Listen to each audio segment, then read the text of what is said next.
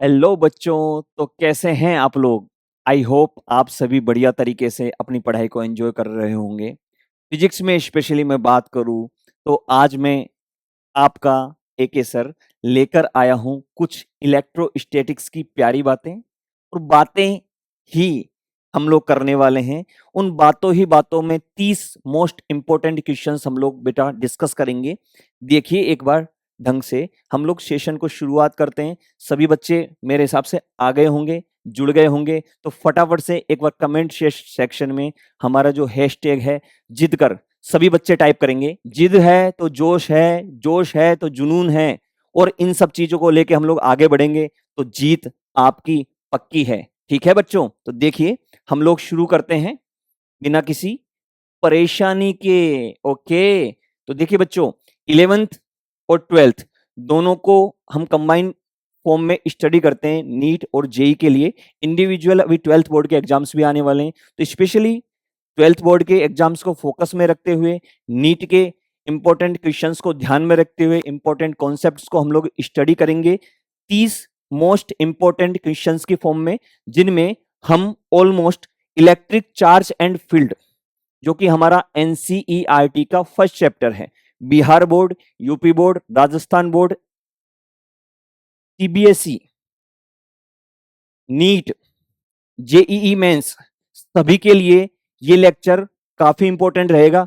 तो इस चीज को हमें समझना है कि सबसे पहले हमें बोर्ड के बेसिक्स का ध्यान रखना है, उसको उसके साथ में नीट और जेई के मेंस लेवल को टच करना है, और इलेक्ट्रोस्टैटिक्स ये हमारा चैप्टर रहेगा। इसका पार्ट 1 अगर मैं बात करूं तो ठीक रहेगा, पार्ट 1 बेटा रहेगा। फिजिक्स को आपको फील करना है, फिजिक्स को रटना नहीं है, बिल्कुल भी नहीं रटना है। क्या करना है बच्चों? फील करना है। तो एक बार कमेंट सेक्शन में टाइप कीजिए बेटा, क्या करना है? फील करना है, फिजिक्स को फील करना है। फिजिक्स को फील करते हुए हम लोग आगे बढ़ेंगे बेटा। स्थिर वैद्युतिकी चैप्टर हम लोग पढ़ने जा रहे हैं। कॉन्सेप्चुअल प्रैक्टिस क्वेश्चंस की ये सीरीज है जो कि आपका कंप्लीट रिवीजन करवा देगी। एक छोटा सा सेशन रहेगा, उस छोटे से सेशन में हो सकता है आपको बहुत सारी बातें जानने को मिल जाए। ऑलमोस्ट हमने इस सीरीज में सारी चीजें इंक्लूड करने की अपनी तरफ से पूरी हर संभव कोशिश की है।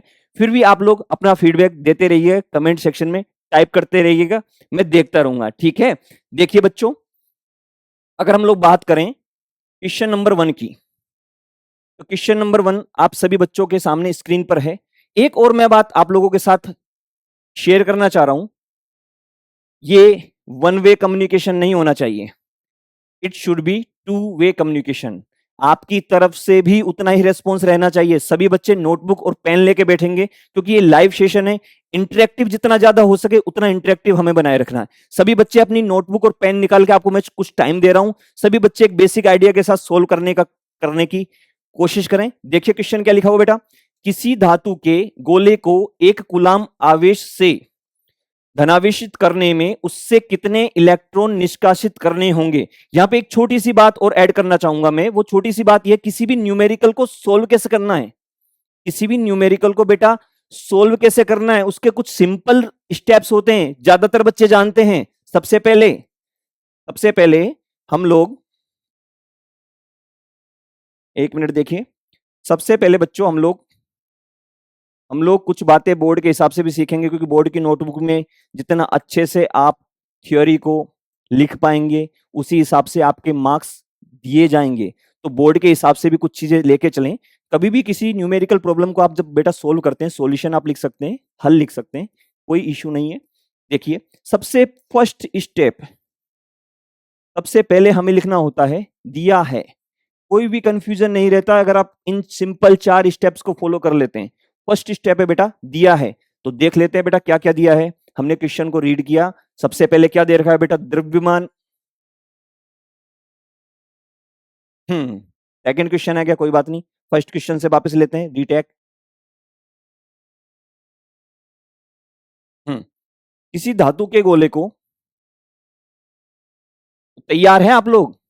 बिल्कुल, बहुत अच्छे तरीके से हम लोग बहुत अच्छे तरीके से चीजों को करने वाले हैं, समझने वाले हैं। Question number 1, question number 1। आप लोगों की स्क्रीन पे आ गया है, सभी बच्चे एक बार फटाफट से अटेम्प्ट करेंगे। किसी धातु के गोले को 1 कूलाम आवेश से धनावेशित करने में उससे कितने इलेक्ट्रॉन निष्कासित करने होंगे? बड़ा ही आसान सवाल है, लेकिन कुछ बच्चों को कंफ्यूजन हो जाता है। कंफ्यूजन नहीं होना चाहिए। देखिए ध्यान से, अगर मैं सोल्व करने की कोशिश करूं तो सबसे पहले आप जानते हैं बच्चों क्या लिखना होता है अपने को। किसी भी सवाल का उत्तर लिखने के लिए हम हिंदी माध्यम वाले बालक लिखते हैं हल, इंग्लिश में लिखा जाएगा सॉल्यूशन। सबसे फर्स्ट स्टेप जो होता है बच्चों, दिया है। सभी को इस तरह से लिखने में कोई दिक्कत मेरे हिसाब से नहीं होगी। और खास तौर से अगर मैं बात करूं, बहुत लेंदी जब सवाल हो जाते हैं तो इस स्टेप, ये जो 4 स्टेप मेथड है, इस स्टेप से काफी सारी चीजें बहुत आसान हो जाएगी। सच में विश्वास कीजिएगा मेरी बात का। दिया है, क्या क्या दे रखा है बच्चों, फटाफट से देखिए। 1 कूलाम आवेश क्या दे रखा है? क्यू दे रखा है। क्या? बिल्कुल दे रखा है सर, 1 कूलाम। कूलाम क्या होता है? अरे एसआई यूनिट होती है किसकी? आवेश की। चार्ज की एसआई यूनिट क्या होती है बच्चों? कूलाम। क्या दे रखा है? कितने इलेक्ट्रॉन निष्कासित करने होंगे? इलेक्ट्रॉन निष्कासित करने हैं, मतलब क्या पूछा गया है आपसे? आपसे पूछा गया है बेटा नंबर ऑफ इलेक्ट्रॉन एन, मतलब क्या पूछा गया है? इलेक्ट्रॉनों की संख्या, यही तो पूछा गया है बेटा। और ये क्या है? क्वेश्चन मार्क, यही तो निकालना है। मतलब क्या बोल देंगे इसको? ज्ञात करना है। ठीक है बेटा, 2 स्टेप कंप्लीट हो गए। सबसे पहले क्या लिखेंगे? दिया क्या है, ज्ञात क्या करना है। लेकिन क्या कोई और चीज है? कभी कभी ऐसा होता है बेटा, हिडन इंफॉर्मेशन हमें क्वेश्चन में दी हुई होती है। हिडन इंफॉर्मेशन जिसका यूज करना होता है हमें। हिडन इंफॉर्मेशन क्या होगी? एक इलेक्ट्रॉन का चार्ज, एक इलेक्ट्रॉन पर आवेश अगर मैं ई मान लेता हूं तो 1.6 इंटू 10⁻⁻19 कूलाम होता है क्या? सर आपको कैसे पता चला कि ये इंफॉर्मेशन यूज होगी? फॉर्मूला लिखा मैंने नीचे। फॉर्मूला मतलब सूत्र या फिर समीकरण। ज्यादातर सभी बच्चों को पता है कि सूत्र और समीकरण हम लोग कैसे देखेंगे। दिया है और ज्ञात करना है, इन दोनों में जो रिलेशन होगा उस रिलेशन को अपने को ढूंढना है अपने माइंड में जाके कि क्या कोई ऐसी चीज हमने पढ़ी है जो इन दोनों को कनेक्ट करें। याद सभी बच्चों को आ गया होगा मेरे हिसाब से, Q is equal to n e. सही है ना? Q दे रखा है ना बेटा? बिल्कुल दे रखा है। ई दे रखा है, बिल्कुल, यही तो हिडन इंफॉर्मेशन थी। एन ये हम लोग ज्ञात कर सकते हैं, इसमें कोई भी दिक्कत वाली बात नहीं है। तो कॉन्सेप्ट क्या है? कॉन्सेप्ट मैं इधर लिख देता हूं बेटा। कॉन्सेप्ट क्या है इसका? सारे क्वेश्चन को कॉन्सेप्चुअल वे में हम लोग बेटा सोल्व करेंगे। कॉन्सेप्ट इसका क्या था? Q is equal to n into e. Q क्या होता है बेटा? यहाँ पे Q होता है कुल आवेश। क्या होता है बेटा? कुल आवेश। ई क्या है? एक इलेक्ट्रॉन पर आवेश, एक इलेक्ट्रॉन पर आवेश।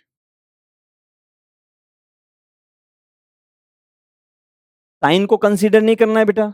एक इलेक्ट्रॉन भी हो सकता है, या फिर हम क्या लिख सकते हैं, या एक प्रोटॉन पर आवेश। हम किसकी बात कर रहे हैं? सिर्फ परिमाण की बात कर रहे हैं। लेकिन सर ये क्या बला है? ये एन, ये है बेटा इलेक्ट्रॉन की या फिर प्रोटॉन की संख्या। इलेक्ट्रॉन की या फिर प्रोटॉन की संख्या। और क्योंकि ये एक संख्या है बेटा, संख्या है तो इसका पूर्णांक होना जरूरी है। ठीक है बेटा? तो ये हमारा क्या हो गया बेटा? कॉन्सेप्ट। तो कॉन्सेप्ट को बहुत अच्छे से ध्यान रखना है। अब तो लास्ट हमारा बेटा इस स्टेप क्या होता है? गणना। और गणना करने में आप सभी तेज हैं, मुझे पता है, काफी तेज हैं। लास्ट स्टेप पे जाके कुछ ना कुछ गलती हो ही जाती है। बहुत अच्छे से ध्यान देना बेटा। इतनी मेहनत हमने पूरे क्वेश्चन को करने में लगाई, और लास्ट स्टेप में छोटी सी बात की वजह से हमारा हो गया -1। वो नहीं करना है बिल्कुल भी। ठीक है? देखिए, Q is equal to n e में Q की वैल्यू में पुट कर दूं तो यहां से N भी तो लिख सकते हैं हम लोग। N इज इक्वल टू कितना आ गया बेटा? Q upon E। और Q की वैल्यू कितनी है बच्चों? अरे फटाफट से बोलो। 1 कूलाम अपॉन E की वैल्यू बताइए। 1.6 इंटू 10⁻⁻19 कूलाम। सर आपने कूलाम क्यों लिख दिया? बिल्कुल जब भी हम फॉर्मूले में वैल्यू पुट करते हैं तो ज्यादा से ज्यादा केसेस में अधिकतर हमें यूनिट्स के साथ वैल्यू पुट करने की आदत डालनी चाहिए। क्यों? क्योंकि कभी कभी यूनिट्स ऐसा ही नहीं होती, उस केस में आपको पता चल जाएगा कन्वर्ट करना है। बाकी आप ये भी कर सकते हैं, पहले सारी यूनिट्स को एसआई में बदल लीजिए। एसआई क्या होता है? एसआई मात्रक, कोई दिक्कत तो नहीं है, ठीक है। जैसे यहाँ पे मिली कूलाम दे रखा होता तो हमें बदलना पड़ता, 10 की घात -3 से गुणा करना पड़ता। क्लियर है? ठीक है, तो फाइनल आंसर निकाल लिया होगा आप लोगों ने। कितना आ जाएगा बेटा? 6.25 इंटू 10⁻18। ये क्या आया आपके पास? किसकी संख्या आई बेटा? अरे यही तो निकालना था, इलेक्ट्रॉनों की संख्या। कोई परेशानी तो नहीं है, बहुत ही बेसिक न्यूमेरिकल हमने देखा, बहुत ही बेसिक क्वेश्चन है। Q is equal to NE, आवेश का क्वांटीकरण ये दर्शाता है, ठीक है। आवेशों के गुणधर्म आपने सभी ने पढ़े होंगे। आवेशों के गुणधर्म में जो सबसे इंपॉर्टेंट गुणधर्म है वो है आवेशों का क्वांटीकरण। हम साथ साथ में सारी थ्योरी कवर कर लेंगे ऑलमोस्ट, मैं इस बात को पूरी तरह से इंश्योर करूंगा, ठीक है। चलिए नेक्स्ट क्वेश्चन पे बढ़ते हैं। नेक्स्ट क्वेश्चन बेटा आप लोगों के लिए है, देखिए फटाफट से एक बार ओवरव्यू आपके माइंड में बन जाए।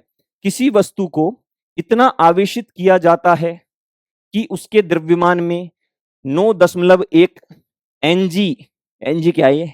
अरे नेचुरल गैस नहीं है, क्या है बेटा? नैनोग्राम। क्या है बेटा? नैनोग्राम। उसके द्रव्यमान में 9.1 नैनोग्राम की वृद्धि हो जाती है, तब कितने इलेक्ट्रॉन वस्तु को दिए गए हैं? एक बार आप बेटा क्वेश्चन पढ़ोगे कुछ समझ में नहीं आएगा, लेकिन जब आप प्रोसेस फॉलो करोगे, कौन सी प्रोसेस? गिवन क्या है, दिया हुआ है क्या है, तो पहले हम वही लिखें। क्या दिया है बेटा?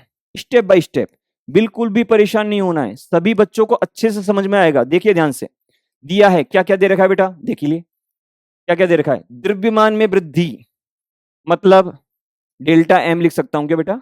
क्या है ये? द्रव्यमान में वृद्धि कितनी हो गई? 9.1 नैनोग्राम। अब आप यहां से देख सकते हैं, क्या ये SI मात्रक है? बिल्कुल नहीं। तो क्या हमें बदलने की आवश्यकता है? बिल्कुल बदलना पड़ेगा। कितने, किस में बदले बेटा हम? किलोग्राम में बदलें। तो पहले तो नैनो को बदल लो। नैनो का मतलब क्या होता है? कॉन्सेप्ट कौन कौन से यूज हो रहे हैं इधर लिख लेंगे हम लोग। नैनो का मतलब क्या है बेटा? 1 नैनोग्राम इज इक्वल टू 10 की घात -9 ग्राम। ज्यादातर बच्चे जानते हैं। नैनो क्या होता है? प्रीफिक्स होता है, उपसर्ग होता है, जिसका मान कितना होता है? 10 की घात -9। नैनो का नाम सुना है आपने? नैनोकार, नैनो का यूज करते हैं बहुत छोटी छोटी चीजों को दिखाने के लिए, कोई परेशानी नहीं। नैनो कूलाम आएगा, 10 की घात -9 कूलाम। नैनो फेरेड आएगा, ठीक है बेटा। ध्यान से देखिए, ये सभी को समझ में आ गया। पहली चीज कितना लिखें बेटा? 9.1 गुणा 10 की घात -9, और ये क्या है बेटा? ग्राम। लेकिन क्या ये SI मात्रक में बदल गया? नहीं, अभी और कुछ करना पड़ेगा। क्या करें? केजी में बदल लेंगे। केजी में बदलो। 9.1 गुणा 10 की घात -9 गुणा, क्या करूं मैं केजी में बदलने के लिए बेटा? 10 की घात -3 से गुणा कर दूं। वेरी गुड, ध्यान से देखिए, फाइनल कितना क्या मिल गया हमें? क्या मिल गया? 9.1 गुणा, ये दोनों जुड़ जाएंगे, 9 और 3 12, माइनस में है लेकिन 10 की घात -12 kg। यहां तक किसी बच्चे को कोई दिक्कत हो तो फटाफट से बताइए। आई होप सभी को ये बात क्लियर होगी। हमने ये स्टेप क्यों फॉलो किया? क्योंकि हमें SI मात्रक में बदलना होता है जब भी हम किसी भी सूत्र या समीकरण में मान रखते हैं। तो देखिए बेटा, दिया है और कुछ दे रखा है क्या? तब कितने इलेक्ट्रॉन वस्तु को दिए गए हैं? चलो ठीक है, हो सकता है इसमें भी कुछ हिडन इंफॉर्मेशन का यूज करना पड़े, लेकिन अपने को तो बाद में पता चलेगा। देखिए क्या है, ज्ञात करना है, लिख लें पहले। ज्ञात क्या करना है बच्चों?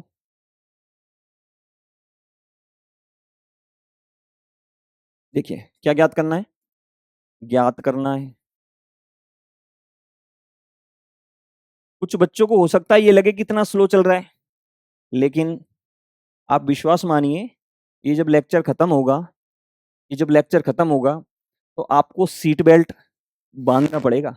ठीक है, देखिए ज्ञात करना है, क्या ज्ञात करना है, क्या ज्ञात करना है, कितने इलेक्ट्रॉन वस्तु को दिए गए हैं। मतलब वापस इन्होंने क्या पूछा है, इलेक्ट्रॉनों की संख्या। क्या पूछा बेटा, इलेक्ट्रॉन की संख्या। इलेक्ट्रॉन की संख्या पूछी गई, मतलब एन पूछा गया है बेटा, इलेक्ट्रॉन की संख्या। अब ऐसा कोई सूत्र या समीकरण अपने को ज्ञात है क्या जो इन दोनों चीजों को कनेक्ट करें। देखो ध्यान से सोचो थोड़ा सा, अरे सोचो, अरे सोचो, इतनी परेशानी होती है सोचने में। सूत्र या फिर समीकरण, ऐसा कोई सूत्र हमने पढ़ा नहीं है। तो देखो क्या कॉमन सेंस हमारा कॉमन है जो हम सोल्व कर पाए, हो सकता है, तभी तो पूछा गया क्वेश्चन। वापस पढ़ते हैं एक बार। ज्ञात करना है लिख लिया, दिया है लिख लिया, कनेक्ट कैसे करें। किसी वस्तु को इतना आवेशित किया जाता है कि उसके द्रव्यमान में वृद्धि हो रही है बेटा, तो कितने इलेक्ट्रॉन वस्तु को दिए गए हैं।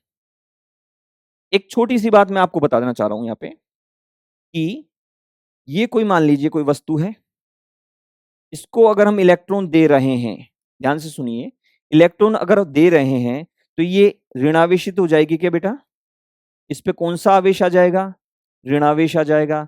लेकिन क्या इलेक्ट्रॉन का मास होता है क्या, इलेक्ट्रॉन का द्रव्यमान तो होता है ना। तो अगर इलेक्ट्रॉन का द्रव्यमान है तो क्या असल में हम इस द्रव्यमान को इस वस्तु में जोड़ रहे हैं और इसकी वजह से क्या होगा, इसके द्रव्यमान में वृद्धि हो जाएगी। कॉन्सेप्ट क्लियर हुआ सभी बच्चों को, बहुत आसान चीज है, अब समझ में आ गया होगा सवाल। वापस पढ़िए, किसी वस्तु को इतना आवेशित किया जाता है कि उसके द्रव्यमान में वृद्धि हो रही है।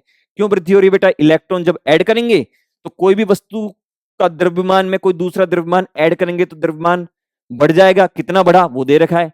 तो क्या आपको अब समझ में आया करना क्या है, करना क्या है, बिल्कुल डेल्टा एम द्रव्यमान में वृद्धि बराबर इलेक्ट्रॉनों की संख्या एन मान लो, और यहां पे क्या लिखेंगे बेटा, एक इलेक्ट्रॉन का द्रव्यमान। क्या लिखेंगे, एक इलेक्ट्रॉन का, एक, एक मिनट,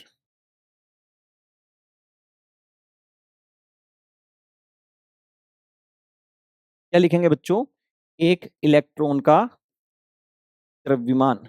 और एक इलेक्ट्रॉन का द्रव्यमान आप सभी को पता है, पता है क्या, एक इलेक्ट्रॉन का द्रव्यमान कितना होता है, अरे बोलो, इलेक्ट्रॉन का द्रव्यमान मास ऑफ इलेक्ट्रॉन बेटा होता है 9.1 इंटू 10⁻⁻31 kg, 9.1 गुणा 10⁻31 किलोग्राम। कोई परेशानी नहीं है। तो क्या मैं इस वैल्यू को यहां पे पुट कर दूं, ये क्या है, मास ऑफ इलेक्ट्रॉन। ध्यान से देखिएगा, एन की वैल्यू कैसे निकालें, अगला स्टेप कैलकुलेशन करनी है ना, गणना। अरे गणना तो करनी पड़ेगी, इससे दूर नहीं जा सकते। देखिए एक एक स्टेप मैं आपको अभी सोल्व करके बता रहा हूं। शुरू के 2-3 क्वेश्चंस में ऐसा करेंगे, बाकी फिर हम लोग डायरेक्ट सोल्व करेंगे ताकि आपको एक बेसिक आइडिया मिल जाए कि सर करना क्या है। ये बोर्ड के हिसाब से बहुत इंपॉर्टेंट है प्रोसेस, और फिजिक्स के हिसाब से नीट और जेईई मेंस में भी जरूरी क्यों है, क्योंकि बच्चों को पता नहीं चलता है कि क्वेश्चन को कनेक्ट कैसे करें थ्योरी से। तो अगर आपको ये प्रोसेस पता है तो आप सारे क्वेश्चंस को आपने जो भी चीजें पढ़ी उनसे कनेक्ट कर पाएंगे, और यही स्टैंडर्ड प्रोसीजर होता है। बिल्कुल भी हल्के में नहीं लेना है इसको, ध्यान से सुनिए।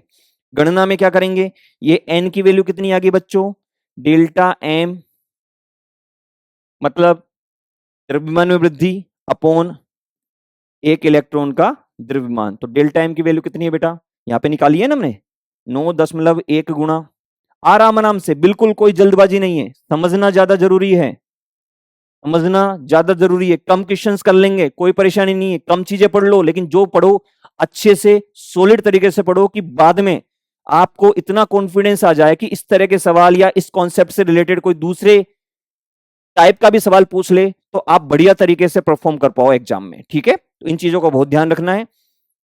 9.1 इंटू कितना लिखूं मैं, 10⁻31, और ये गणना में मेरे हिसाब से आपको दिक्कत नहीं होगी। कुछ बच्चे स्माइल भी कर रहे हैं। 9.1 गया, बचा क्या फिर, 10⁻12, 10⁻31। तो क्या मैं इसको ये लिख सकता हूं, देखो 31 में से 12 गए तो कितने बचे बेटा, 10⁻19, सही है क्या? हो सकता है मेरी तरफ से कोई गलती हो जाए, ध्यान से देखिए इसको, ठीक है? ओके, अगला सवाल ले लें। ये सभी को समझ में आ गया? कमेंट सेक्शन को तरोताजा बनाए रखें, आप सभी से मेरी इतनी सी रिक्वेस्ट है। कोई बात होगी तो मैं देख लूंगा बीच में, कोई परेशानी वाली बात नहीं है, लेकिन इतना जरूर है, आप कमेंट सेक्शन में जितने भी कमेंट्स करेंगे, ये लेक्चर तो इतना रहेगा, लेकिन उसके बाद में, लेक्चर से फ्री होने के बाद में, मैं आपके सारे कमेंट्स लेने वाला हूं, सारे कमेंट्स को खुद पढ़ने वाला हूं, और उससे मुझे आपकी फीलिंग समझ में आएगी कि आपको कैसा लग रहा है, कैसा आपको समझ में आया, और हम लोग अगले लेक्चर्स में और क्या इंप्रूव कर सकते हैं, वो चीज मायने रखती है, क्योंकि आपका समझना ज्यादा जरूरी है बेटा। अगर आपको सच में समझ में आया तो मेरे लिए इससे ज्यादा खुशी की बात और कुछ नहीं होगी, ठीक है? तो अगला सवाल लेते हैं बेटा। सवाल थोड़ा सा अलग है, थोड़ा सा अलग है, लेकिन आसान है।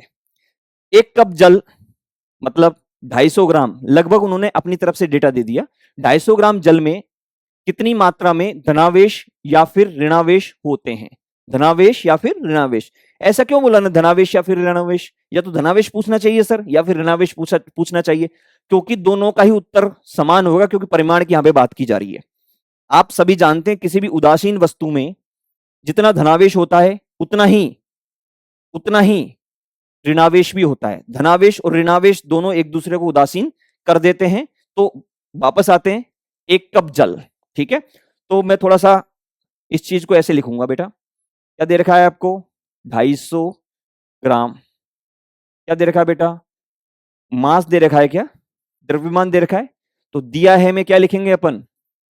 मास दे रखा है 250 ग्राम। और क्या दे रखा है? और तो कुछ दे ही नहीं रखा सर। कितनी मात्रा में धनावेश या ऋणावेश संभव है? कोई बात नहीं, कोई परेशानी नहीं है। ध्यान से देखिए कॉन्सेप्ट क्या है। कॉन्सेप्ट देख लेते हैं। पूछा क्या गया है, ये क्या है बेटा? दिया है। क्या है? दिया है इस क्वेश्चन में। और पूछा क्या गया है उसे भी लिखेंगे, ध्यान से, बड़े ही प्रेम से अपन इन चीजों को आगे लेके जाएंगे। एम दे रखा है 250 ग्राम। पूछा क्या गया मतलब ज्ञात क्या करना है सर, ये बताओ आप। तो देख लो क्या दे रखा है। इन्होंने पूछा है बेटा धनावेश या ऋणावेश कितने होंगे, कितनी मात्रा में होंगे। धनावेश ऋणावेश की मात्रा दो तरह से बताई जा सकती है, एक तो आवेशों की संख्या, एक आवेशों का कुल मान। तो यहां पे जो क्वेश्चन के हिसाब से मतलब निकल के आ रहा है वो है कितनी मात्रा। तो मात्रा आवेशों की पूछी गई है, मतलब हमसे क्या पूछा गया बच्चों? कुल कुल धनावेश या फिर कुल ऋणावेश। और ये ज्ञात करने के लिए देखते हैं किस तरह से हम किन चीजों को कनेक्ट कर सकते हैं। गौर से देखिए, ये तो हमें ज्ञात करना है, 250 ग्राम जल में ज्ञात करना है। 250 ग्राम जल में तो हमें ज्ञात करना है, लेकिन क्या हमें बेसिक्स पता है? बेसिक क्या है? जल मतलब H2O। H2O में बेटा इलेक्ट्रॉन कितने होते हैं? इलेक्ट्रॉन की संख्या कितनी है बेटा? मेरे हिसाब से 10 है बेटा, आप सभी को पता भी है। प्रोटॉन की संख्या कितनी है? ये भी 10 है। हमसे तो या तो धनावेश पूछा गया है या फिर ऋणावेश। क्यों? क्योंकि दोनों समान ही है। तो हम केवल एक पे फोकस कर लेते हैं, सिर्फ धनावेश पे या प्रोटोनों की संख्या, जैसा भी आपको उचित लगे, कोई परेशानी नहीं है, ठीक है? तो ये तो सिर्फ एक अणु में, एक अणु जल की अपन ने बात करी, ठीक है बेटा? लेकिन यहां कितना जल है? 250 ग्राम जल। अब कैसे कनेक्ट करें इसको? और इसके लिए आपको थोड़ा सा मोल कॉन्सेप्ट आना चाहिए। केमिस्ट्री में आपने अच्छे से समझा है, इवन फिजिक्स में पढ़ा है। 7 जो फंडामेंटल यूनिट होती है ना बेटा, तो 7वें नंबर पे क्या आता है? पदार्थ की मात्रा। और वहीं पे हमने मोल शब्द पहली बार सुना था। और आप जानते हैं कि एक मोल में कितने अणु होते हैं? एक मोल में अणु कितने होते हैं? एक मोल में अणु, एक मोल में अणुओं की संख्या, एक मोल में अणुओं की संख्या कितनी होती है बेटा? इसको क्या लिख सकते हैं हम? Na, एवोगैड्रो नंबर बोलते हैं ना बेटा, आवागाद्रो संख्या, चलेगा? तो कितना होता है ये 6.023 गुणा 10 की घात 23, इतनी संख्या होती है बेटा अणुओं की, किसमें, 1 मोल में। तो यहां से हम ये बात समझते हैं कि अगर हमें द्रव्यमान दे रखा है तो द्रव्यमान की सहायता से हम लोग क्या निकाल सकते हैं बेटा, मोलों की संख्या। क्या निकालेंगे, मोलों की संख्या। तो यहाँ पे द्रव्यमान दे रखा है तो यहाँ पे क्या निकाल सकते हैं इससे, मोलों की संख्या। जल के मोल, कितने मोल हुए बेटा, 250 ग्राम।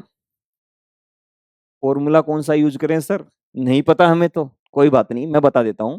250 ग्राम नीचे किससे डिवाइड करेंगे, एक अणुभार, जल का अणुभार कितना होता है बच्चों, 18 ग्राम। कितना होता है, 18 ग्राम। तो 18 ग्राम यहाँ पे आ गया।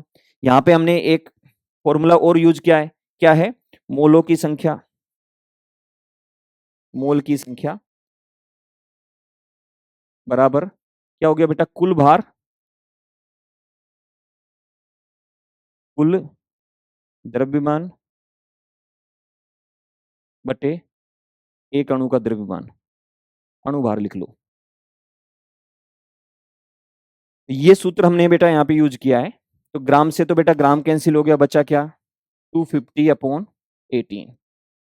ये क्या है, जल के मोल निकल के आ गए। जल के मोल तो निकल के आ गए, यहां से कैसे कनेक्ट करें अब, एक मोल में इतने अणु हैं तो इतने मोल में कुल अणुओं की संख्या बता सकते हैं। तो यहाँ पे नीचे लिख दूं मैं, ये गणना। अब क्या कर रहे हैं बेटा, गणना।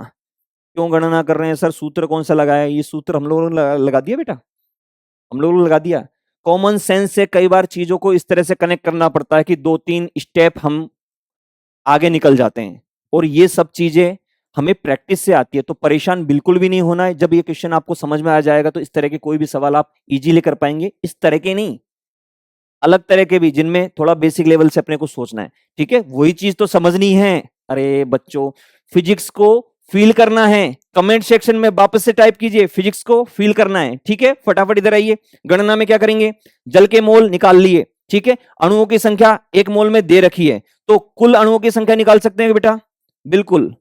कुल अणुओं की संख्या, कुल अणुओं की संख्या कितनी हो जाएगी, मोल, मोल गुणा Na, कोई दिक्कत तो नहीं है। और मोल कितने हैं बेटा, 250/18 गुणा Na की वैल्यू कितनी है, 6.023 गुणा 10 की घात 23।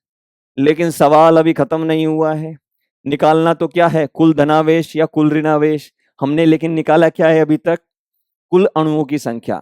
लेकिन अब थोड़ा आसान है, सिर्फ एक ही स्टेप बाकी रह गया है, वो देखिए। एक अणु जल में इलेक्ट्रॉन पता अपने को या प्रोटॉन पता है, तो एक अणु जल में, एक अणु जल में, एक अणु जल में कुल धनावेश या फिर ऋणावेश, धनावेश बेटा कितना हो जाएगा, कितने इलेक्ट्रॉन है, 10, और एक इलेक्ट्रॉन का आवेश कितना है, इलेक्ट्रॉन और प्रोटॉन दोनों का परिमाण तो बराबर ही होता है, मैं इलेक्ट्रॉन काम में ले रहा हूं, कोई दिक्कत नहीं है। 10 गुना 1.6 गुणा 10 की घात -19 कूलम। ध्यान से देखिए, एक अणु जल में कुल धनावेश कितना हो गया, 10 गुणा 1.6 गुणा 10 की घात -19 कूलम। कोई परेशानी तो नहीं है। और क्या मैं इससे इसको गुणा कर दूं, एक अणु का धनावेश पता है आपको, अणुओं की संख्या पता है, तो कुल धनावेश आ जाएगा क्या, सोल्व हो गया मेरे हिसाब से। काफी बच्चों का आंसर भी आ गया, फटाफट से लिखिए कमेंट सेक्शन में अगर आप लोगों का आ चुका है तो। कुल धनावेश कितना है, कुल धनावेश, ध्यान से देखिए। पहले तो इसको लिख लो, 250/18 गुणा 6.023 गुणा 10 की घात 23 गुणा, इसको किससे करना है गुणा, 10 गुणा, कैलकुलेशन आप ही को करनी है, मेरे से उम्मीद मत करना बिल्कुल भी।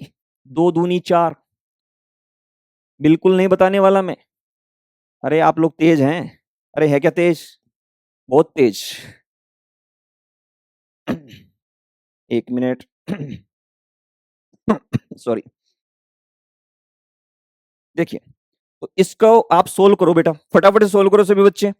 सोल्व करोगे तो आंसर थोड़ा सा आपको अलग लगेगा, लेकिन परेशान नहीं होना है। इतनी लंबी कैलकुलेशन वैसे जनरली पूछी नहीं जाती, कभी पूछ ले बोर्ड के एग्जाम्स में तो बात अलग है।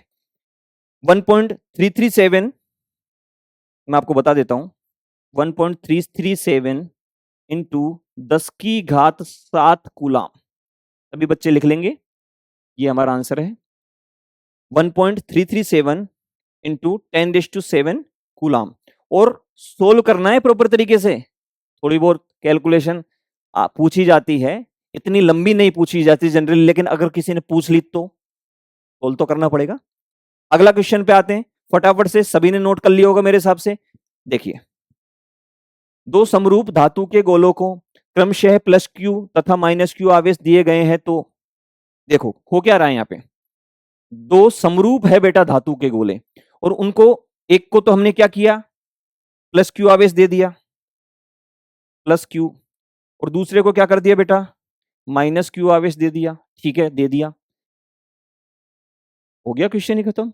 ऑप्शन से चेक करना है, दोनों गोलों के द्रव्यमान बराबर होंगे। ओहो, द्रव्यमान के बारे में बात की, अभी तो किया था लास्ट टू लास्ट क्वेश्चन, उसमें क्या बात की थी मैंने, अगर इलेक्ट्रॉन किसी को देते हैं तो क्या होगा बेटा, इलेक्ट्रॉन का कुछ तो द्रव्यमान होता है ना, तो जिसके पास इलेक्ट्रॉन जाएगा उसका द्रव्यमान क्या हो जाएगा, बढ़ जाएगा। इलेक्ट्रॉन जिसके पास जाएगा उसका द्रव्यमान बढ़ जाएगा, तो इसके पास इलेक्ट्रॉन गया होगा तब ही तो इसके पास माइनस आया, और इससे इलेक्ट्रॉन लिए गए होंगे, मतलब इलेक्ट्रॉनों की यहां पे क्या हो गई बेटा, कमी, इलेक्ट्रॉन की कमी, और इधर क्या है बेटा, इलेक्ट्रॉन की अधिकता। इलेक्ट्रॉनों की अधिकता की वजह से इसका द्रव्यमान, ये कौन सा आवेशित है, ऋणावेशित गोला, ऋणावेशित गोले का द्रव्यमान, क्या ये हमेशा होगा सर, बिल्कुल बेटा। आंख बंद करके आज के बाद कभी इस तरह की बात कोई पूछ ले तो आपको बता देना है, बिल्कुल ऋणावेशित गोले का द्रव्यमान क्या हो जाएगा, बढ़ जाएगा। लेकिन इस बात का जरूर ध्यान रखना है, इलेक्ट्रॉन का द्रव्यमान बहुत ही कम होता है, थोड़ा बहुत चेंज आएगा, तो कभी कभी हम लोग कैलकुलेशन में इसको, कभी कभी क्या, ज्यादातर केसेस में नेग्लेक्ट करते हैं, लेकिन इस तरह का क्वेश्चन आए, कुछ तो होगा ना, कुछ तो बढ़ेगा, ऋणावेशित गोले का द्रव्यमान बढ़ जाएगा, और धनावेशित का क्या हो जाएगा बेटा, धनावेशित गोले का द्रव्यमान क्या हो जाएगा, कम हो जाएगा। कम क्यों हो रहा है, क्योंकि यहाँ पे इलेक्ट्रॉन निकल के चले गए, तभी तो धनावेश आएगा, इसमें कोई दिक्कत नहीं है। सभी बच्चों को समझ में आ गया होगा आई थिंक, वेरी गुड। तो फटाफट से अगले क्वेश्चन पे चलते हैं, थोड़ा सा स्पीड मेंटेन रखते हुए चलेंगे, हमने बेसिक चीजें समझ ली है, क्वेश्चंस को सॉल्व कैसे करना है, स्टेप्स क्या है, वो सारी चीजों को फोकस में रख लिया है। अब थोड़ा सा स्पीड मेंटेन लेंगे ताकि आप लोगों को मजा आए, अलग अलग चीजें हम लोग कम से कम टाइम में फिनिश कर पाए, समझते हुए, बिल्कुल जल्दबाजी नहीं करनी है। निर्वात में स्थित दो बिंदु आवेशों के मध्य F बल लग रहा है, यदि इन आवेशों के मध्य पीतल की प्लेट रख दी जाए तो बल का मान क्या होगा। इसमें एक चीज ध्यान रखनी है आपको बेटा, यहां पे बल लिख लीजिए, ये मध्य F बल लग रहा है बेटा, क्या लग रहा है, बल लग रहा है, जिसका मान कितना है F, इसके मध्य बल लग रहा है जिसका मान कितना है बेटा F, और इन आवेशों के मध्य पीतल की प्लेट रखने पर बल का मान क्या होगा। बड़ा ही छोटा सा प्यारा सा कॉन्सेप्ट है इसके पीछे, देखते हैं क्या। देखिए, आप सभी जानते हैं किसी माध्यम में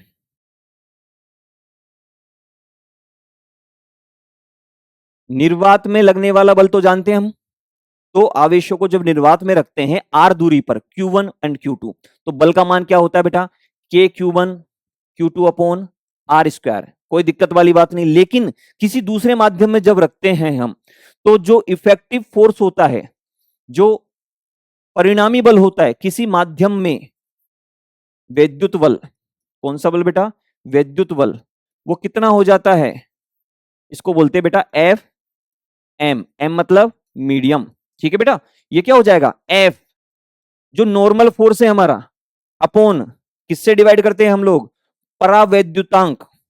परावैद्युतांक मतलब एप्सिलॉन आर, इसको के से भी डिनोट करते हैं, एप्सिलॉन आर या फिर के,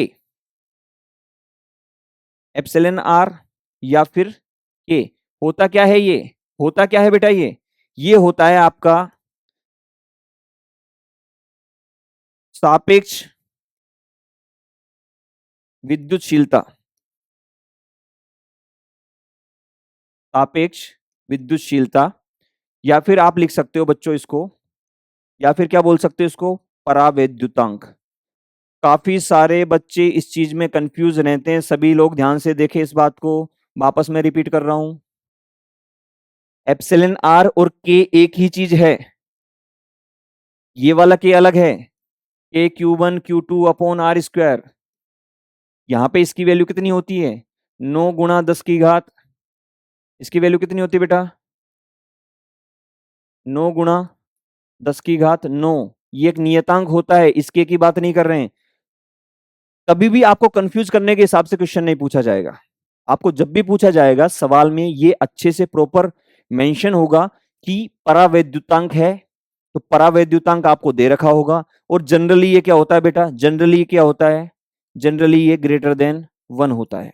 और जब ये ग्रेटर देन 1 होगा तो किसी भी माध्यम में विद्युत बल का मान क्या हो जाएगा बेटा, आरंभिक, आरंभ में जो बल लग रहा था उससे क्या हो जाता है बेटा, कम हो जाता है। इस बात को हमें ध्यान में रखना है।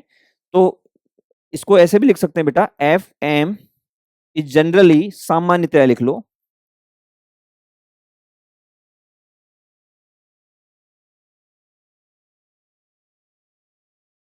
सामान्यतया f m is less than f. ठीक है, ये तो मैंने आपको कॉन्सेप्ट समझा दिया बेटा। यहां पे क्या पूछा गया है, यहां पे पूछा गया पीतल की प्लेट रख दें, इंटेंशन क्या है इन लोगों का, ध्यान से देखो। पीतल क्या होता है बेटा, पीतल धातु है ना, और धातु के लिए, धातु के लिए, धातु के लिए जो परावैद्युतांक होता है बेटा, एप्सिलॉन आर होता है, वो कितना होता है, ये होता है बेटा अनंत। कितना होता है बेटा, अनंत। कितना हो जाएगा बेटा, धातु के लिए अगर परावैद्युतांक आपका अनंत हो गया तो कुल बल कैसे निकालोगे, कुल बल कैसे आएगा, कैसे निकालोगे बताओ, f m is equal to f upon अनंत, इंफिनिटी।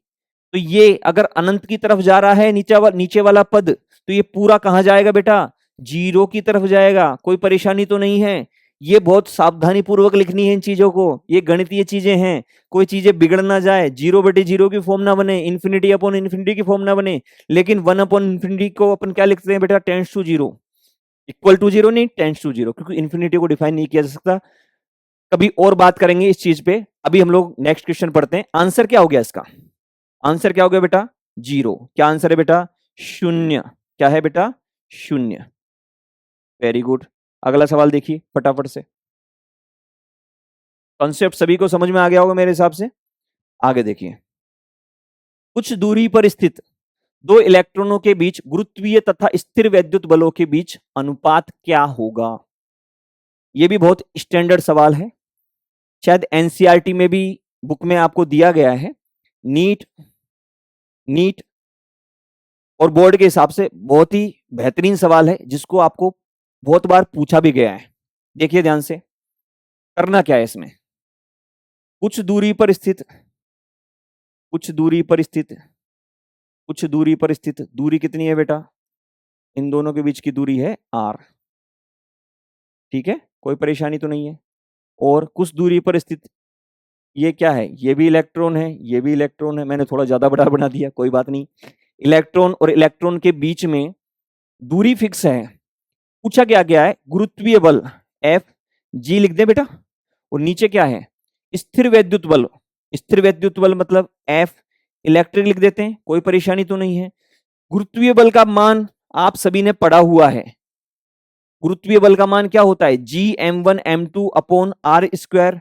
तो कैपिटल जी, मास क्या लेंगे, इलेक्ट्रॉन का, इंटू मास दूसरे इलेक्ट्रॉन का, अपॉन नीचे दोनों के बीच की दूरी। ये किसका मान आ गया बच्चों, ये आ गया आपका गुरुत्वीय बल का मान। नीचे क्या आएगा, स्थिर वैद्युत बल का मान अभी पढ़ा था हमने, के Q1, पहले चार्ज की वैल्यू, पहले आवेश का मान क्या होगा बेटा, इलेक्ट्रॉन के आवेश के बराबर, तो E लिख दूं मैं इसे, और ये भी क्या आएगा E, और नीचे क्या आ गया बच्चों, R²। इसमें कोई दिक्कत हो तो बताओ। बहुत आसान तरीके से हमने जो पूछा गया था उसी फॉर्म में लिखा है, लेकिन R² से तो R² को कैंसिल कर सकते हैं। अरे देख के कुछ अच्छा अच्छा लगता है ऐसा, ठीक है। तो फाइनल जब हम इसे सोल्व करते हैं बेटा, तो देखिए कितना आता है, GME² अपॉन KE²। और आपको पता है, क्या पता है बेटा, ME मतलब इलेक्ट्रॉन का द्रव्यमान कितना होता है बेटा, 9.1 इंटू 10 की घात -31, 9.1 इंटू 10⁻⁻31 kg, ठीक है।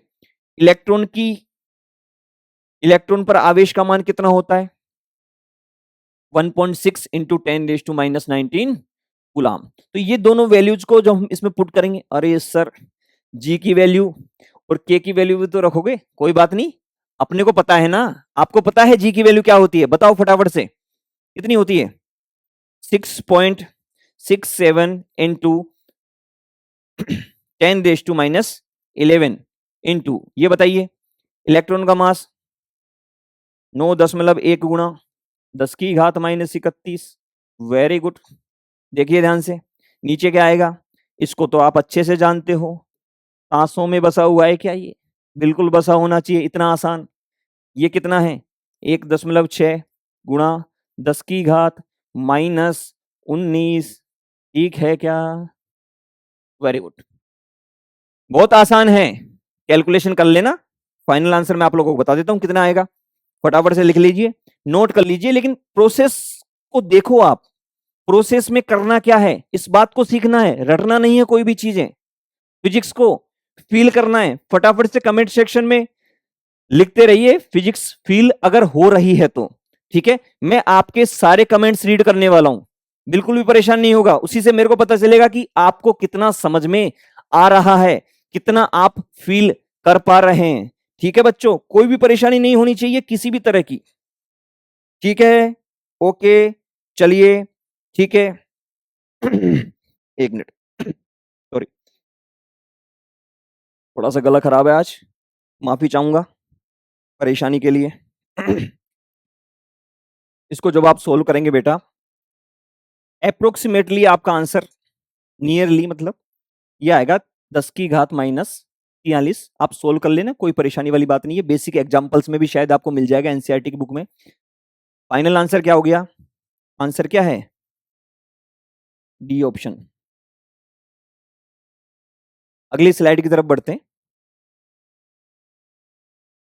वायु में रखे दो धनावेशों,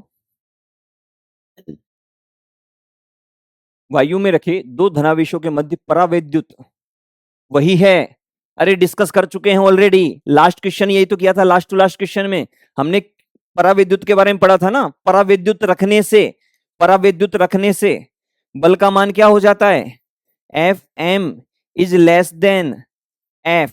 अभी तो समझा था बेटा, लास्ट टू लास्ट स्लाइड में अपने अच्छे से समझ लिया है, तो क्या आंसर आ जाएगा, घट जाएगा, बिल्कुल घट जाएगा। कौन सा ऑप्शन करेक्ट है, बी ऑप्शन करेक्ट है, आंसर बी। कोई परेशानी हो तो बताना बेटा, ठीक है क्या। इस चीज को हम ऑलरेडी डिस्कस कर चुके हैं कि जब भी परावैद्युत रखा जाता है तो पहले जो बल लग रहा था उस बल के मान में कमी आ जाती है, लेकिन जब हम कोई चालक रख देते हैं बीच में तो बल लगभग कितना हो जाता है बच्चों, शून्य हो जाता है, इसमें कोई दिक्कत वाली बात नहीं है। आगे देखिए फटाफट से, दो बिंदु आवेश पहले वायु में तथा फिर के परावैद्युतांक वाले माध्यम में, देखिए माध्यम वाले क्वेश्चंस इसमें थोड़े से ऐड किए गए स्पेशली, क्यों, क्योंकि ज्यादातर बच्चों का फीडबैक यही था कि सर इस तरह के क्वेश्चंस में प्रॉब्लम आती है, तो मैं चाहता हूं आप इतने कॉन्फिडेंट हो जाएं माध्यम में लगने वाले बलों को लेकर कि इस तरह के सारे क्वेश्चंस आप इजीली फेस कर पाए, ठीक है। स्माइल बनाए रखें, आइए वापस, दो बिंदु आवेश पहले वायु में रखा आपने, फिर के पराविद्युतांक में रखा, दूरी समान है, दो सिचुएशन है अलग अलग। क्या क्या सिचुएशन है? पहले आपने यहां पे रखा, दोनों के बीच की दूरी कितनी है बेटा? आर। बिंदु आवेश मतलब Q1 Q2, ठीक है, गोला बना दिया मैंने, कोई बात नहीं। अब क्या कर दिया अपन ने? दूरी तो समान रखी बेटा, और किया क्या है हमने? चेंज। चेंज क्या किया है? चेंज हमने किया है कि यहाँ जो माध्यम है उसका परावैद्युतांक कितना है? के दे दिया, कोई दिक्कत नहीं है, चलेगा ना। यहाँ पे बल कितना लगेगा बेटा? F इज इक्वल टू के Q1 Q2 upon r square. लेकिन मैं थोड़ा सा इसको इस तरह से लिखना चाहूंगा ताकि आपके मन में के को लेकर कंफ्यूजन नहीं रहे। के होता क्या है बेटे? 1/4 पाई एप्सिलन, कोई दिक्कत तो नहीं है।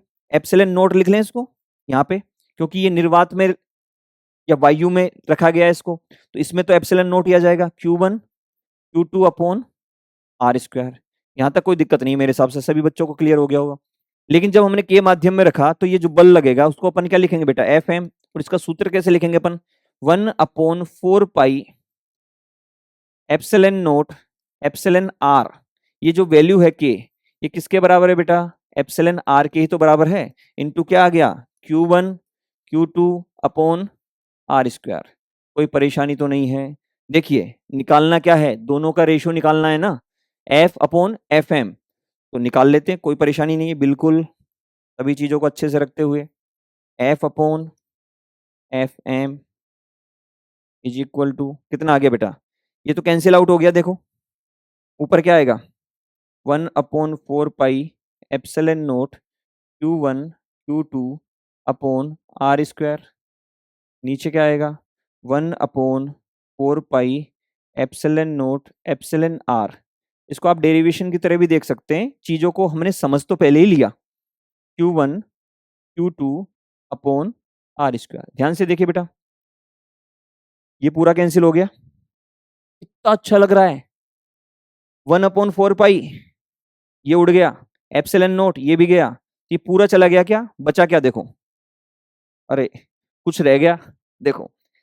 क्या मैं इसको एप्सिलन आर लिख दूं? कितना आ गया बेटा? Epsilon epsilon are.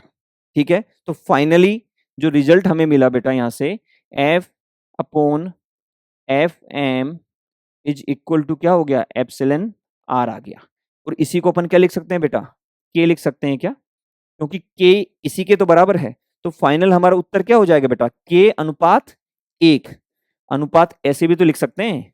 अरे अनुपातों का बेटा बहुत महत्व है, बहुत ही ज्यादा महत्व है फिजिक्स में।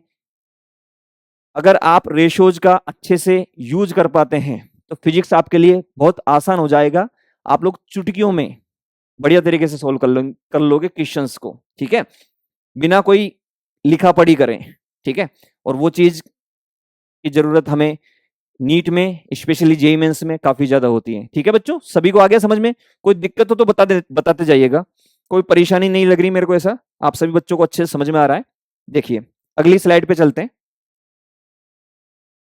एक निश्चित दूरी r पर स्थित दो समरूप धातु के गोलों पर आवेश +4q दे रखा है बेटा, -2q दे रखा है, एवं गोलों के बीच आकर्षण बल कितना है बेटा? F दे रखा है। यदि गोलों को स्पर्श करवाकर पुनः उसी दूरी पर रख दिया जाए तो उनके बीच बल होगा। 4 ऑप्शन दिए हुए हैं, देख लेते हैं क्या करें। दो अलग अलग परिस्थितियां हैं, तो सिचुएशन देख लेते हैं दो अलग अलग कौन कौन सी है। फर्स्ट सिचुएशन आपको दे रखी है कि पहले आवेश कितना था बेटा? +4q। कितना था? +4q। दूसरे पर आवेश कितना है? -2q। इनके बीच में दूरी बिल्कुल दे रखी है, कितनी दे रखी है बच्चों? r दे रखी है, ठीक है। तो बल तो निकाल सकते हैं, क्या होगा? F1 लिख दूं मैं, F1 इनिशियल प्रारंभिक स्थिति में कितना हो जाएगा? K into +4q into -2q upon नीचे क्या आ जाएगा? R square. कितना मिल गया हमें यहां से? अगर हम परिमाण की बात करें, परिमाण की बात करें तो परिमाण में क्या लिखेंगे? साइन तो आएगा नहीं, ये हो गया 8 a² अपॉन r²। ठीक है बेटा, ये है बेटा परिमाण। कोई परेशानी तो नहीं है? माइनस साइन हटा दिया मैंने, और कोई, कुछ बच्चे घबरा गए ऐसा लग रहा है। घबराना नहीं है बिल्कुल, बहुत कॉन्फिडेंस के साथ चीजों को करना है। ये बहुत छोटी छोटी बातें हैं, इनका अच्छे से हम लोग ध्यान रख सकते हैं, चलेगा। बिल्कुल भी परेशान नहीं होना है, आराम आराम से समझते हुए अगला स्टेप देखो। ये कौन सी स्थिति थी? प्रारंभिक स्थिति। उसके बाद क्या कर दिया? अंतिम स्थिति।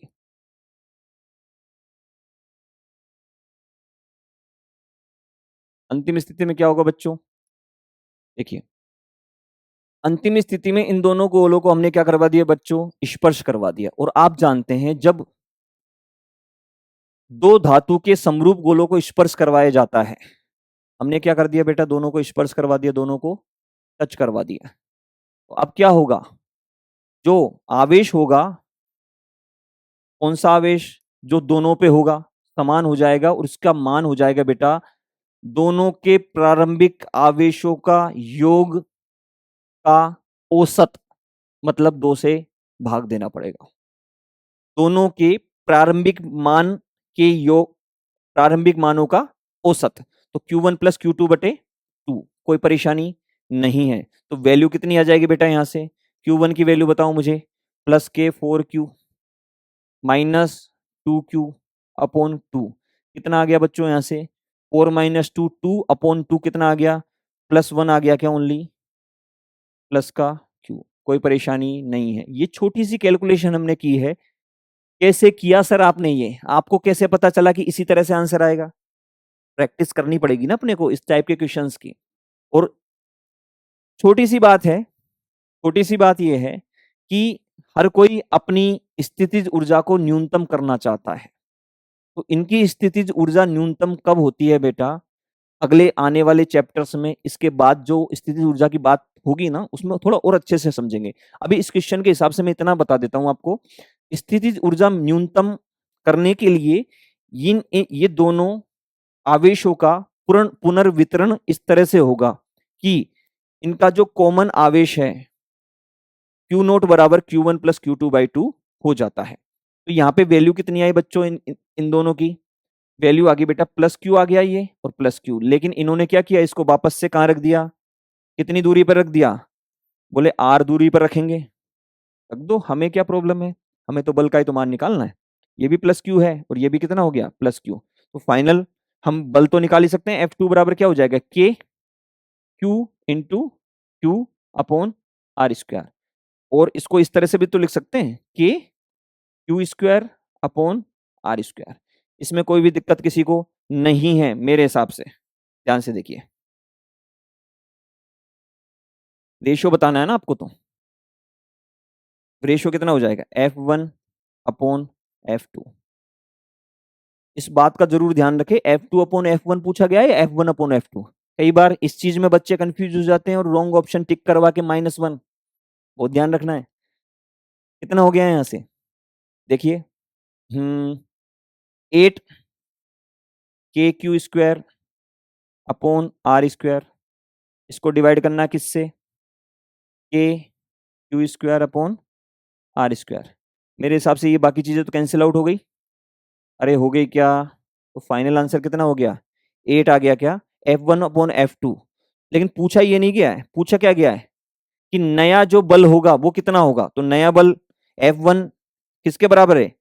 8 गुना है F2 के। मतलब F2 का मान यहां से कितना हो जाएगा बच्चों? यहां पे लिख दूं मैं, देखिए यहां पे अगर मैं लिखूं तो कितना हो जाएगा? F2 बराबर, यहीं से तो लिखा है हमने, F2 बराबर बराबर F1 इससे भाग देंगे अपॉन 8। तो कौन सा ऑप्शन करेक्ट हो गया बेटा? आंसर हमारा क्या हो गया फाइनली? D option correct. कोई परेशानी हो तो बताओ।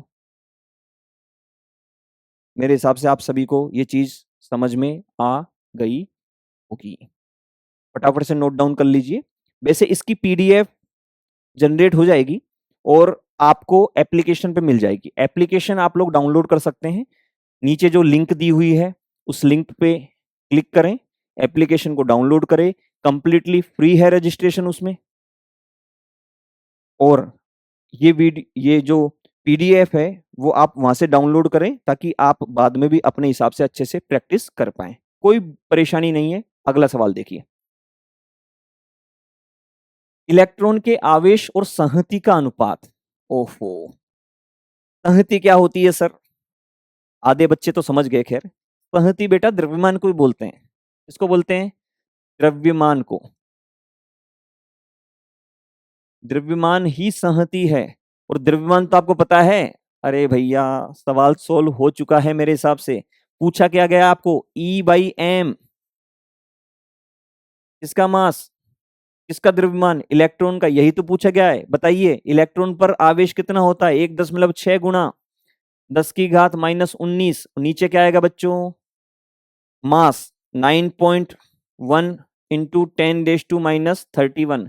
वैसे काफी जगह इसे याद भी करवाया जाता है। मैं आपको रिकमेंड नहीं करूंगा कि आप लोग हमेशा चीजों को याद करें। कुछ चीजों को आप हमेशा सोल्व कर सकते हैं, उसमें इतना ज्यादा लोड लेने की जरूरत नहीं है, ज्यादा परेशान होने की बात नहीं है। फिजिक्स में जितनी चीजें आप मिनिमाइज कर दो ना लर्निंग वाली, उतना आपके लिए अच्छा है, क्योंकि उतना ही ज्यादा आप कॉन्सेप्ट पे फोकस कर पाएंगे हमेशा। कैलकुलेशन तो आपको हमेशा करनी ही है। मैथ्स तो इंटीग्रल पार्ट है ही बच्चों फिजिक्स का, उसमें कोई बड़ी बात नहीं है। जब आप इसको सोल्व करोगे ना बेटा, तो फाइनल आपका आंसर मिलेगा 1.77 इंटू 10⁻11 कूलाम पर केजी। और ऑप्शन कौन सा टिक हो गया आपका? आंसर फाइनल कितना हो गया? ए। ठीक है, अगला देखिए, निर्वात की विद्युतशीलता का मात्रक। मेरे हिसाब से ये जो सवाल है थोड़े से अलग टाइप का है, लेकिन बेहद आसान सवाल है। ज्यादातर बच्चों ने तो देखते ही टिक कर दिया होगा। लेकिन अगर मान लो नहीं पता हमें, तो कैसे करें? निर्वात की विद्युतशीलता मतलब क्या पूछा गया है हमसे? एप्सिलॉन नोट का मात्रक। एप्सिलॉन नोट का मात्रक। अब किसी का भी जब बेटा मात्रक हम लोग ज्ञात करते हैं, तो आपने 11th के बेसिक चैप्टर में मात्रक और विमाव वाले में ये पढ़ा था कि हम उससे संबंधित कोई भी सूत्र या समीकरण देखते हैं, क्या हमें वो पता है? अगर वो पता है तो उसकी हेल्प लेके फिर हम लोग मात्रक ज्ञात करते हैं। तो एप्सिलॉन नोट कौन से सूत्र में आता है या समीकरण में आता है? आप जानते हैं, एफ बराबर क्या होता है? 1/4 pi epsilon naught into Q1 Q2 upon r square. इसमें कोई दिक्कत नहीं है। अब इन सब के मात्रक की मैं बात करूं, तो इसका मात्रक क्या होता है बेटा? न्यूटन होता है। क्या होता है? न्यूटन। अरे नूतन नहीं बोलना है। क्या होता है बच्चों? न्यूटन। ठीक है, तो न्यूटन आप जानते हैं बहुत बड़े हमारे वैज्ञानिक थे। भगवान उनकी आत्मा को शांति दे। उनकी वजह से बहुत सारी चीजें हुई, अच्छी चीजें हुई, शुरुआत ही उनसे हुई है। अच्छे लोगों को हमेशा याद रखना चाहिए, कोई परेशानी नहीं है, स्माइल बनाए रखें। न्यूटन, यहाँ पे चार्ज, तो इन दोनों का क्या मैं लिख सकता हूं बेटा? कूलाम लिख सकता हूं क्या? कूलाम। और कूलाम इंटू कूलाम, कूलाम का स्क्वायर हो गया। ठीक है, ये तो दूरी है, तो इसका मात्रक बेटा क्या हो जाएगा? दूरी का वर्ग, मतलब मीटर स्क्वायर। तो यहां से अगर एप्सिलॉन नोट का मात्रक हम देखें, तो देखें क्या आता है। इसको इधर ले जाएं, बाकी इसको इधर ले जाते हैं, तो क्या आएगा बेटा? ऊपर आएगा कूलाम स्क्वायर, नीचे क्या आएगा? ये आ गया एक तो न्यूटन। न्यूटन साहब का बहुत ज्यादा रोल रहा है, और न्यूटन साहब की वजह से ये सारी चीजें यहां तक हो पाई। हर चैप्टर में आपको उनका नाम मिलेगा, हर चैप्टर में ऑलमोस्ट। ठीक है, तो न्यूटन इंटू यहां पे क्या आएगा बेटा? Metre square. चेक करो कौन सा ऑप्शन आ रहा है। कूलाम स्क्वायर, ये दो तो कैंसिल हो गए, कूलाम स्क्वायर। ठीक है, न्यूटन नीचे आएगा, मतलब इनवर्स लिख ले इसको, इनवर्स। और मीटर नीचे आएगा। तो मेरे हिसाब से बच्चों कौन सा ऑप्शन करेक्ट हो गया? सी। वैसे ज्यादातर बच्चों ने कर लिया था। ठीक है बेटा, इसमें कोई दिक्कत वाली बात नहीं है। अगला सवाल देखिए, विद्युत क्षेत्र की तीव्रता का मात्रक। मेरे हिसाब से इससे आसान सवाल इस स्लाइड में आपको नहीं मिलेगा, फिर भी इसे जोड़ा गया है ताकि आप मात्रकों पे फोकस करें। मात्रक पूछे जाते हैं, काफी बार पूछे गए हैं, और खास तौर से हम जब न्यूमेरिकल सोल्व करते हैं बोर्ड के एग्जाम में, तो लास्ट में आंसर में मात्रक लिखना भूल जाते हैं, और उस भूल की वजह से शायद हमारा आधा या एक नंबर चला जाता है। तो इस बात को बहुत अच्छे से समझना है कि मात्रकों में गलती नहीं करनी है, मात्रकों को लिखना है अपने को शुद्ध रूप में, ऐसा ही मात्रकों पे ज्यादा फोकस करना है। आ जाइए वापस से, विद्युत क्षेत्र की तीव्रता का मात्रक आप सभी जानते हैं वोल्ट पर मीटर होता है। क्यों क्यों होता है? क्योंकि हमने फॉर्मूला पढ़ा था ना, पोटेंशियल या फिर विभव में जो परिवर्तन होता है उसकी दर होती है असल में क्या? विद्युत क्षेत्र की तीव्रता। विद्युत क्षेत्र की तीव्रता, और इसके बारे में अधिक जानकारी हम लोग अगले लेक्चर में हो सकता है करें, तो बिल्कुल भी परेशान नहीं होना। अभी के लिए तो ध्यान रखिए कि इसका मात्रक क्या हो जाएगा बच्चों, वोल्ट पर मीटर, और उत्तर क्या हो गया हमारा ए। ठीक है ना, कोई परेशानी तो नहीं है। अगली स्लाइड पे चलिए। मजेदार सवाल है, देखिए चित्र में आवेशों Q1 व Q2 के कारण विद्युत बल रेखाओं को प्रदर्शित किया गया है, तो दोनों आवेशों के चिन्ह क्या हैं? आप जानते हैं बेटा, जब भी धनावेश होता है तो धनावेश से आवेश की रेखाएं, मतलब विद्युत बल रेखाएं हमेशा बाहर की ओर निकलती है और ऋणावेश की तरफ जाकर खत्म होती है। इस बात को सभी बच्चों को ध्यान में रखना है। वैसे तो पता है आपको, मुझे पता है कि आपको पता है। क्या आपको पता है? अरे बोलो, क्या आपको पता है? बिल्कुल आपको पता है। पॉजिटिव चार्ज, और ये कौन सा चार्ज है? Negative charge. तो नेगेटिव गलत हो गया, देखिए इरेजर। हम्म गलती समझ में आई क्या? विद्युत बल रेखा कैसी बनेगी बेटा? अंदर की तरफ जाती हुई, मतलब ऋणावेश पर जाकर विद्युत बल रेखाएं अपना अस्तित्व खत्म कर देती है। क्लियर है क्या? तो इनका गोल क्या हो गया? धनावेश से शुरू होकर कहाँ जाना होता है? हमेशा ऋणावेश की तरफ। तो ध्यान से देखिए, कुछ इस तरह का स्ट्रक्चर बनेगा हमेशा कि धनावेश से तो बाहर निकलेगी और ऋणावेश की तरफ जाएगी। अब देखिए वापस डायग्राम आइए, क्या अंदर आ रही है या जा रही है? आ रही है ना, इधर भी आ रही है, मतलब Q2 क्या हो गया? Q2 क्या हो गया बेटा? ऋणावेशित हो गया। Q1 भी क्या हो गया? ऋणावेशित हो गया। क्या आंसर हो गया फाइनली? टिक करके आगे बढ़ो। आंसर क्या हो गया बेटा? A option correct. इसमें कोई दिक्कत नहीं है। चलिए नेक्स्ट स्लाइड पे आइए। बड़े आसान से सवाल है, लेकिन कॉन्सेप्चुअल है, इसलिए इन्हें इंक्लूड किया गया है। अगर आप इन 30 के 30 सवालों को अच्छे से अपनी नोटबुक में सोल्व कर सकते हैं डिस्कशन के बाद में करना है, जरूर करना है, बिना देखे करना है।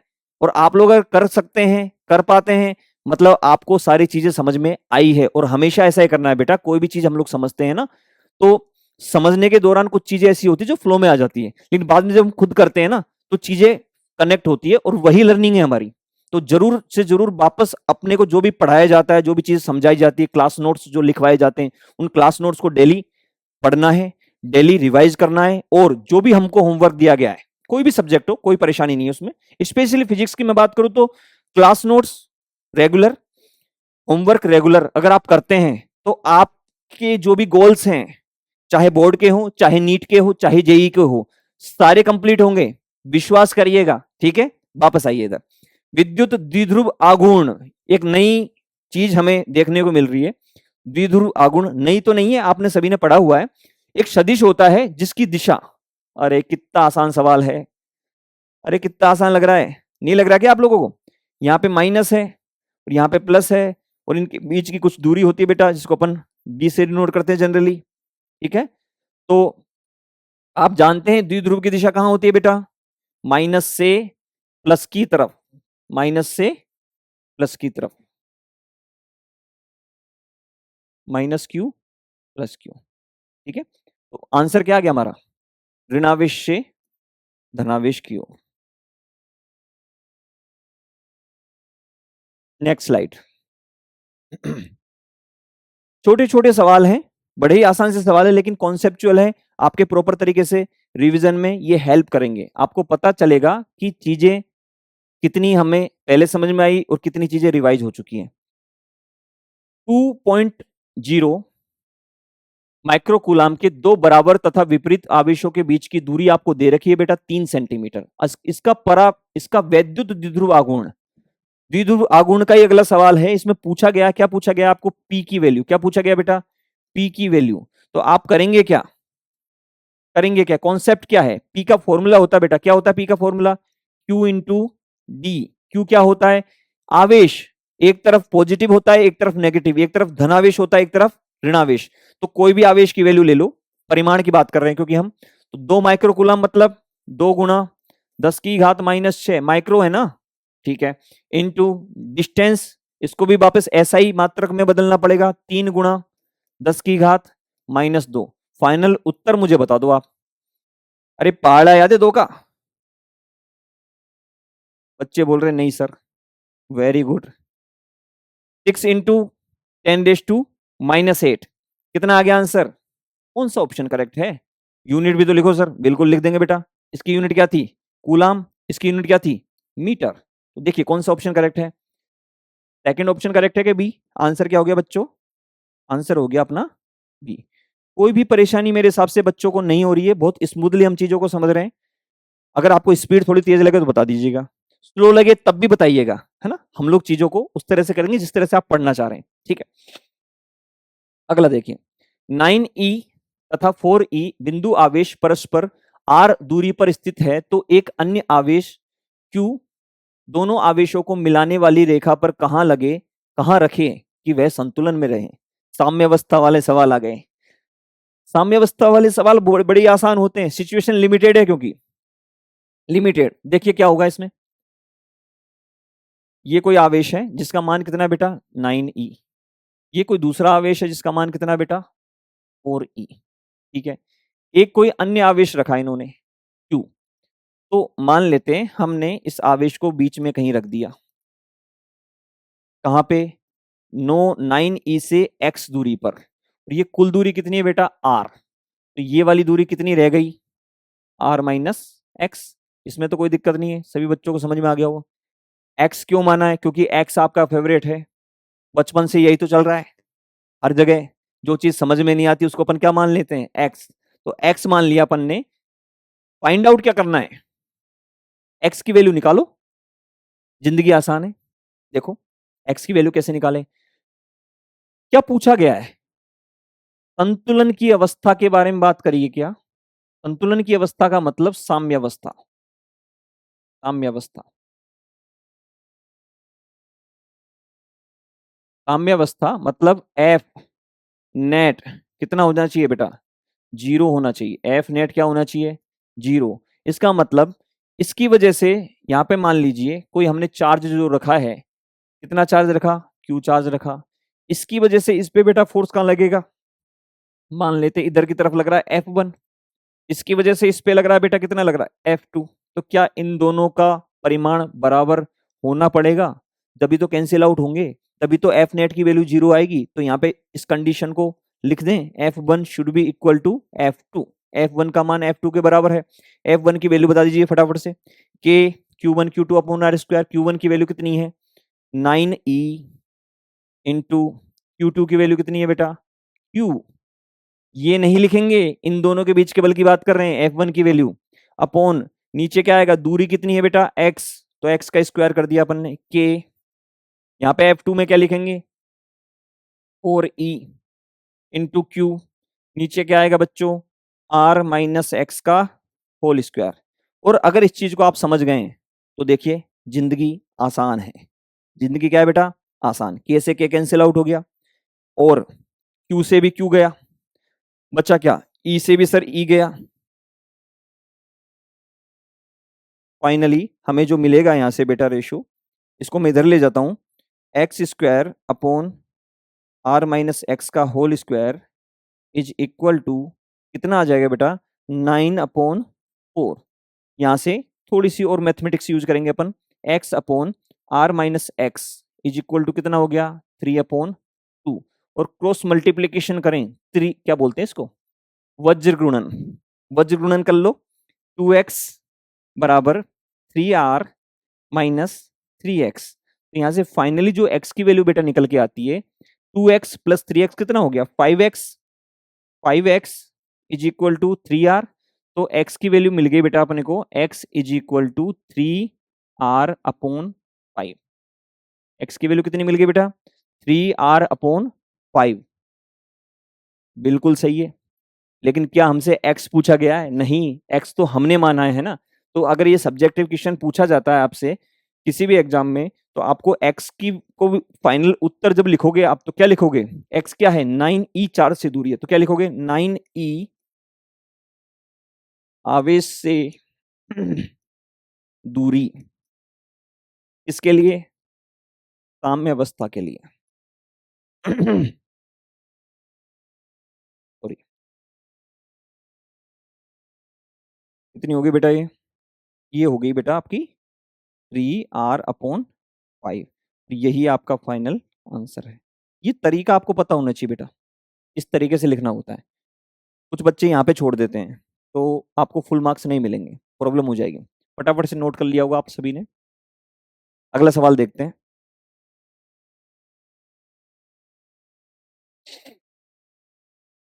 ठीक है, अगला सवाल देखते हैं बेटा 17 क्वेश्चन। 4 कूलाम के अनंत आवेशों का योग ज्ञात करना है। 1 मीटर, 2 मीटर, 4 मीटर, 8 मीटर पर रखे हैं तो इन आवेशों के कारण मूल बिंदु पर रखे 1 कूलाम आवेश पर बल ज्ञात करो। पहले तो एक बार डायग्राम बना लेते हैं क्या पूछा गया है ताकि हम बलों की दिशा के बारे में सही ढंग से अनुमान लगा पाए। ये 1 मीटर है बेटा, ये 2 मीटर हो गया और ये लगभग हो गया आपका 4 मीटर, तो फिर ये आ गया आपका 8 मीटर।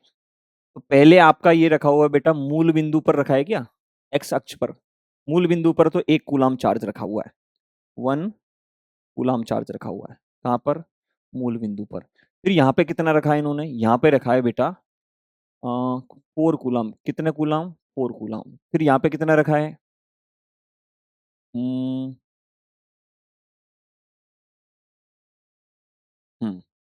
2 मीटर पे रखा है अगेन 4 कूलाम। फिर यहाँ 4 मीटर पे कितना रखा है बेटा, यहाँ पे भी वापस कितना रखा है 4 कूलाम। फिर यहाँ पे कितना रखा है, यहाँ पे भी अगेन 4 कूलाम। और ये ही सीरीज कंटिन्यूअस, ये पैटर्न कंटिन्यूअस चलता रहा है। ये जो दूरियां हैं वो अपन लिख सकते हैं 1 मीटर, ये वाली दूरी कितनी है बेटा 2 मीटर, ये वाली दूरी कितनी है 4 मीटर, ये वाली दूरी कितनी है 8 मीटर। कुछ इस तरह का पैटर्न है। 1 कूलाम आवेश जो कि मूल बिंदु पर रखा गया है, उस मूल बिंदु पर रखे गए आवेश की वजह से हमें कुल बल मूल बिंदु पर रखे गए आवेश पर कुल बल निकालना है बाकी सभी आवेशों की वजह से। तो बाकी सभी आवेशों की वजह से निकालें अगर, तो देखिए 4 कूलाम की वजह से बेटा कौन सी दिशा में लगेगा इस पे बल, मेरे हिसाब से इस दिशा में लगेगा। इसकी वजह से भी इधर लगेगा, इसकी वजह से भी इधर लग रहा है। सारे बलों की दिशा समान है क्या? अगर सारे बलों की दिशा समान है, सभी की दिशा बाईं तरफ है, लेफ्ट साइड है, तो क्या मैं सभी के परिमाणों को जोड़ दूं? बिल्कुल जोड़ सकते हैं। कितना आ जाएगा देखिए कुल बल एफ नेट, एफ नेट का परिमाण की अपन बात कर रहे हैं तो मैं एरो नहीं लगा रहा हूं सदिश वाला। कितना आ जाएगा बेटा के Q1 की वैल्यू कितनी है 1, Q2 की वैल्यू कितनी है 4, नीचे क्या आएगा बेटा 1 का स्क्वायर प्लस के, वापस Q1 कितना है 1, यहाँ पे कितना आएगा 4 अपॉन नीचे क्या आएगा बेटा 2 का स्क्वायर। क्या आपको कुछ पैटर्न समझ में आ रहा है? ऊपर वाला पोर्शन सेम है, देखिए वापस से इसके लिए लिखें 1, इधर क्या आएगा 4, नीचे क्या आएगा 4 का स्क्वायर। अब कनेक्ट हो गया सर, देखो ध्यान से, ये तो पूरा सेम है तो मैं इसको इस तरह से लिख दूं बेटा, कितना हो गया 4k कॉमन ले लिया मैंने 1/1 प्लस ये कितना हो गया 1/4 प्लस 1/16 प्लस। क्या यही पैटर्न कंटिन्यूअस चलता जा रहा है? और ये कौन सी श्रेणी है? ये है बेटा गुणोत्तर श्रेणी, ज्योमेट्रिक प्रोग्रेशन। आप जानते हैं अच्छे से, इसके अनंत पदों का योग क्या होता है? ज्योमेट्रिक प्रोग्रेशन के अनंत पदों का योग, एक कंडीशन, योग की बात तभी होगी जब सार्वनुपात अर्थात आर, आर जो है वो क्या होना चाहिए बच्चों? लेस देन 1 होना चाहिए। सार्वनुपात आर लेस देन 1 होगा, तब हम लिखेंगे जीपी के अनंत पदों का योग बच्चों क्या होता है? ए अपॉन 1 माइनस आर। ए क्या है सर? ये है बच्चों प्रथम पद, फर्स्ट, जो स्टार्टर होता है, जो स्टार्टिंग कर रहे हैं अपन जिससे, यहाँ पे क्या है 1, तो ये कितना आंसर आ जाएगा देखो 4k, तो एज इट इज लिखेंगे 1 ए की जगह 1 लिखा अपॉन 1 माइनस किससे गुणा करना पड़ रहा है? 1/4 से गुणा कर रहे हैं ना बच्चों, कितना आ जाएगा आंसर? देखो 4k इंटू ये नीचे कितना आ गया? 3/4 आ गया, तो ऊपर जाके कितना हो गया बच्चों? 4/3 हो गया क्या? और फाइनल बेटा आंसर कितना मिल गया हमें? 16k/3। कोई दिक्कत तो नहीं है। अगर हम चाहें तो इसको आगे भी सोल्व कर सकते हैं। के का मान अपने को सभी को पता है 9 गुणा 10 की घात 9, नीचे क्या है 3, तो फाइनल उत्तर, अंतिम उत्तर क्या हो गया? 48 गुणा 10 की घात 9। वैज्ञानिक पद्धति में लिख सकते हैं ना हम लोग। ये निकाला क्या हमने? न्यूटन में निकाला है ना, तो इसे कितना हो जाएगा? 4.8 इंटू 10 न्यूटन। कोई परेशानी तो नहीं है बच्चों? तो अंतिम उत्तर सभी को समझ में आ गया? ये हमारा अंतिम उत्तर रहेगा। इस तरह का सवाल बोर्ड में भी आपसे पूछा जा सकता है, आपको प्रॉपर फॉर्मेट का ध्यान रखते हुए इसे सोल्व करना है। कोई परेशानी तो नहीं है? मेरे हिसाब से स्मूथनेस बनी हुई है क्लास की, सभी बच्चों को सारी चीजें समझ में आ रही है। कमेंट सेक्शन के सारे कमेंट्स में अभी शायद ना ले पाऊं, लेकिन क्लास के बाद मैं सभी बच्चों के कमेंट पढ़ूंगा। नेक्स्ट क्वेश्चन देखते हैं क्या पूछा गया है। दिया क्या है, क्या क्या दे रखा है, लिखो। Q बराबर 5 गुणा 10 की घात -4 कूलम। और क्या दे रखा है सर? बल दे रखा है। कितना दे रखा है बच्चों? 2.25 न्यूटन दे रखा है। पूछा क्या गया है? क्या पूछा गया है? विद्युत क्षेत्र की तीव्रता, मतलब इलेक्ट्रिक फील्ड पूछिए क्या बेटा? ये तो क्या हो गया? दिया है। बहुत आराम आराम से, बहुत तसल्ली से क्वेश्चन को सोल्व करना है, कोई जल्दबाजी नहीं दिखानी। सावधानी हटी और दुर्घटना घटी, आप जानते हैं खास तौर से फिजिक्स में अक्सर ऐसा होता है। ठीक है, तो बड़े आराम से सोल्व करना है। कौन सा फॉर्मूला है जो दोनों कनेक्ट कर रहा है? सूत्र या फिर समीकरण? कौन सा है बेटा? कौन सा है? ई, इलेक्ट्रिक फील्ड, विद्युत क्षेत्र की तीव्रता आपने परिभाषित की हुई है। क्या परिभाषा दी थी आपने? एकांक आवेश पर लगने वाला बल, उसी को क्या बोलते हैं? विद्युत क्षेत्र की तीव्रता। मतलब फॉर्मूला हमारा क्या निकल के आया था वहां से? F/Q। तो इसमें जब वैल्यू रखोगे कितना आ जाएगा बेटा? F की वैल्यू कितनी है? 2.25, और Q की वैल्यू कितनी हो गई? 5 इंटू 10⁻⁴। इसमें कोई दिक्कत तो नहीं है? ये छोटी सी कैलकुलेशन आप आराम से इसे कर सकते हैं। 5 गुणा 10 की घात -4, और क्योंकि मैंने ये पॉइंट को हटाया था यहाँ से डेसिमल को, तो नीचे क्या आ जाएगा? 100 आ जाएगा। 100 को अपन क्या लिख सकते हैं? 10⁻²। इसको थोड़ा और कैलकुलेट करें, कितना हो गया? 4 आ गया यहाँ पे, तो ये 5 हो गया। इसको ऊपर लेके जाओगे तो 45 इंटू 10⁻², नीचे था, ये ऊपर जाके क्या बन गया बेटा? +2 बन गया। तो फाइनल हमें आंसर क्या मिल गया? विद्युत क्षेत्र की तीव्रता कितनी हो गई? 4500 न्यूटन पर कूलम। ऐसे लिखना जरूरी है क्या सर? ये सही नहीं है कि? बिल्कुल ये भी सही है, कोई परेशानी नहीं है। ऑप्शन अगर होते तो उस हिसाब से चेंज कर लेते, बाकी आंसर दोनों सही है। ठीक है, यूनिट्स का बहुत ध्यान रखना है, चलेगा, कोई दिक्कत नहीं है। अगला क्वेश्चन देखते हैं। NaCl अणु में Na+, सवाल से डरना नहीं है, घबराना नहीं है, कुछ अलग तरह की चीजें दे जाए। पूछा वही है, वही चीज पूछी है, बहुत आसान सवाल है। Na+Cl- के मध्य की दूरी दे रखी है, क्या दे रखा है पहले लिखो। R बराबर, या D लिख लो, द्विध्रुव आघूर्ण की अपन बात कर रहे हैं ना, आपको थोड़ा अच्छे से कनेक्ट कर पाएंगे आप।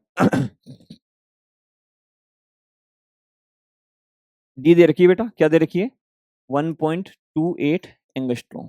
लेकिन इसे कन्वर्ट तो करो, बिल्कुल कर लेंगे। 1 एंगस्ट्रॉम कितना होता है, 10⁻⁻10 मीटर।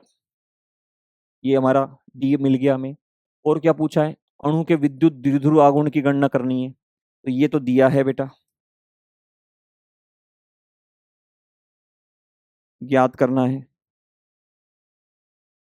एक और मैं आपसे बात शेयर करना चाह रहा हूँ, ये जो क्वेश्चन हम लोग कर रहे हैं ना, ये मिक्स क्वेश्चन है। कुछ क्वेश्चन एनसीईआरटी के एग्जाम्पल्स में आपको मिलेंगे, कुछ क्वेश्चंस नीट के पीवाईक्यूज में आपको मिलेंगे, कुछ अलग अलग तरह के एग्जाम्स में आए हुए क्वेश्चन है। लेकिन ये काफी मेहनत से, काफी एफर्ट्स के साथ सेलेक्ट किए गए क्वेश्चन है। तो आप भरोसा रखिए, ये सारे क्वेश्चन अगर आप कर लेते हैं तो आपकी सारी चीजें बढ़िया तरीके से हो जाएगी। याद करना है, क्या याद करना है, विद्युत द्विध्रुव आघूर्ण क्या होता है, पी होता है क्या बेटा, और पी का फॉर्मूला क्या होता है, हम जानते हैं क्या होता है। पी बराबर, अभी क्वेश्चन किया था ना, एक क्वेश्चन किया था ना मैंने, क्यू इंटू डी। और क्यू क्या होता है, चार्ज, मतलब आवेश। तो आवेश कितना है बेटा यहाँ पे, Na+ और Cl-। Na+ पर एक इलेक्ट्रॉन की कमी होती है, Cl- पर एक इलेक्ट्रॉन की अधिकता होती है। इस बात को ध्यान में रखते हुए अगर हम Q की वैल्यू लिखें तो कितनी हो जाएगी, 1.6 इंटू 10⁻⁻19 कूलाम। ये वैल्यू यहाँ पे पुट कर देते हैं, हमारा आंसर मिल जाएगा। देखिए 1.6 इंटू 10⁻⁻19 कूलाम इंटू डी की वैल्यू कितनी है बेटा, 1.28 इंटू 10⁻⁻10। कोई परेशानी नहीं है, इसको जब हम सोल्व करेंगे तो चीजें बहुत आसान तरीके से हो जाएगी। फर्क क्या था उसमें और इसमें, एक और जो सवाल किया था हमने, उसमें और इसमें फर्क क्या है, लैंग्वेज थोड़ी सी बदल दी गई है। फॉर्मूला सेम है, मेथड पूरा सेम है, लैंग्वेज से शायद हमें डराने की कोशिश की गई है, जैसा कि अक्सर होता है। फाइनल आंसर आप कैलकुलेट करेंगे तो बच्चों ये आएगा 2.048 इंटू 10⁻⁻29, -19 -10। और यूनिट क्या होगी बेटा, ये आवेश है और ये दूरी, तो कूलाम मीटर। कोई परेशानी नहीं है, आराम से तसल्ली से सोचते हुए आपको क्वेश्चंस को सोल्व करना है। बिल्कुल, तो कॉन्सेप्ट यहाँ पे क्या था, P is equal to q into t. ठीक है बच्चों, आगे देखते हैं। दो बिंदु आवेश 5 कूलाम तथा -5 कूलाम परस्पर 1 सेंटीमीटर दूरी पर रखे हैं। इनके मध्य बिंदु से 0.30 मीटर की दूरी पर अक्षीय स्थिति में विद्युत क्षेत्र की तीव्रता की गणना करनी है। कोई दिक्कत नहीं है, दो फॉर्मूले हमने पढ़े थे बेटा, अक्षीय और निरक्षीय स्थिति पर। तो द्विध्रुव के लिए, द्विध्रुव के लिए कौन सा द्विध्रुव, वैद्युत द्विध्रुव, द्विध्रुव के लिए जो तीव्रता होती है,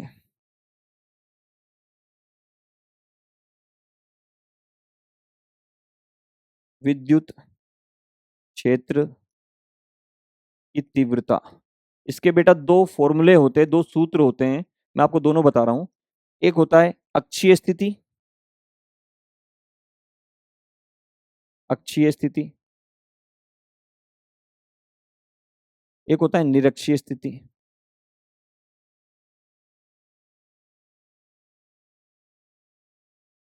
इसमें होता है बेटा 2Kp/R³ और इसमें होता है बेटा Kp/R³। मैं सिर्फ मैग्नीट्यूड की बात कर रहा हूं, परिमाण की। परिमाण हम लोग यहाँ पे निकाल लेंगे, कितना आ जाएगा फाइनल में। क्यू की वैल्यू दे रखी है बेटा, पहले तो पी की वैल्यू निकालो। पी क्या होता है, क्यू इंटू डी। क्यू की वैल्यू कितनी दे रखी है, 5 इंटू डी कितना दे रखा है बच्चों, 1 सेंटीमीटर, मतलब 10⁻⁻2 मीटर। ये कितना हो गया, कूलाम मीटर। चलो ये तो पी मिल गया सर। अब क्या निकालना है, ए पता है, आर पता है। आर कितना दे रखा है, 0.3 मीटर। कोई दिक्कत तो नहीं है, तो हम आगे सोल्व कर सकते हैं इसको। फाइनल हमें आंसर क्या मिलेगा, इलेक्ट्रिक फील्ड फॉर्मूला क्या यूज करना है, 2 k p/r क्यू। 2 इंटू के की वैल्यू बताओ, के वही तो है नियतांक, 9 गुणा 10 की घात 9। एनर्जी लो हो गई है ऐसा लग रहा है, ऐसा नहीं लगना है। फटाफट से वापस से अपने आप को रिचार्ज करो, लंबी गहरी सांस लेते हुए कमेंट सेक्शन में वापस टाइप करो हैशटैग जिद कर। चलेगा? वापस आओ इधर से। 2 kp/r क्यूब, 2 kp/r क्यूब किसके लिए होता है बेटा, अक्षीय स्थिति के लिए। कौन सी स्थिति के लिए, अक्षीय के लिए। निरक्षीय के लिए क्या करेंगे अपन, kp/r क्यूब। ये दोनों क्या है, परिमाण है। दोनों ही फॉर्मूले इंपॉर्टेंट है, दोनों को ध्यान में रखना है अपने को। यहाँ पे वैल्यू कितनी आएगी पी की, अभी निकाली तो है, 5 इंटू 10⁻², अपॉन नीचे क्या हो जाता है आर क्यूब। आर की वैल्यू बताओ 0.3, क्यूब लिखूं मैं तो 0.3 इंटू 0.3 इंटू 0.3। अरे कोई दिक्कत तो नहीं है और कोई परेशानी नहीं तो आपको इसको सोल्व कर लेना। देखिए कितना हो गया, ये पॉइंट और ये पॉइंट हटा के ये वाला पॉइंट बढ़ा देते, चलो कितना आ गया है, ऊपर जाके 3 जीरो मैंने बढ़ा दी, कोई दिक्कत तो नहीं है। 9 से ये 9 कैंसिल हो गया, 3 3 जा 9 बिल्कुल, और 5 2 जा 10, तो कितना आ गया 10/3। कैलकुलेशन आसान होगी बेटा, देखो ध्यान से। Eraser, okay. देखो कितना आ गया, 10/3 गुणा, यहां से कितना आया 9 और 3 12 -2, मतलब 10 की घात +10 आएगा -10,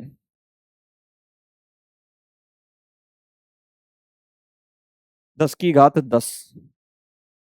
क्या निकाला हमने, विद्युत क्षेत्र की तीव्रता, तो इसका मात्रक अपन लिख देंगे बेटा न्यूटन पर कूलाम। कोई परेशानी तो नहीं है। कितना आ गया फाइनल आंसर, 10/3 मतलब 3.33 इंटू 10⁻10 न्यूटन पर कूलाम। फटाफट से नोट करिए इसे, अगला सवाल करते हैं। मेरे हिसाब से सभी बच्चों को समझ में आ गया होगा कॉन्सेप्ट।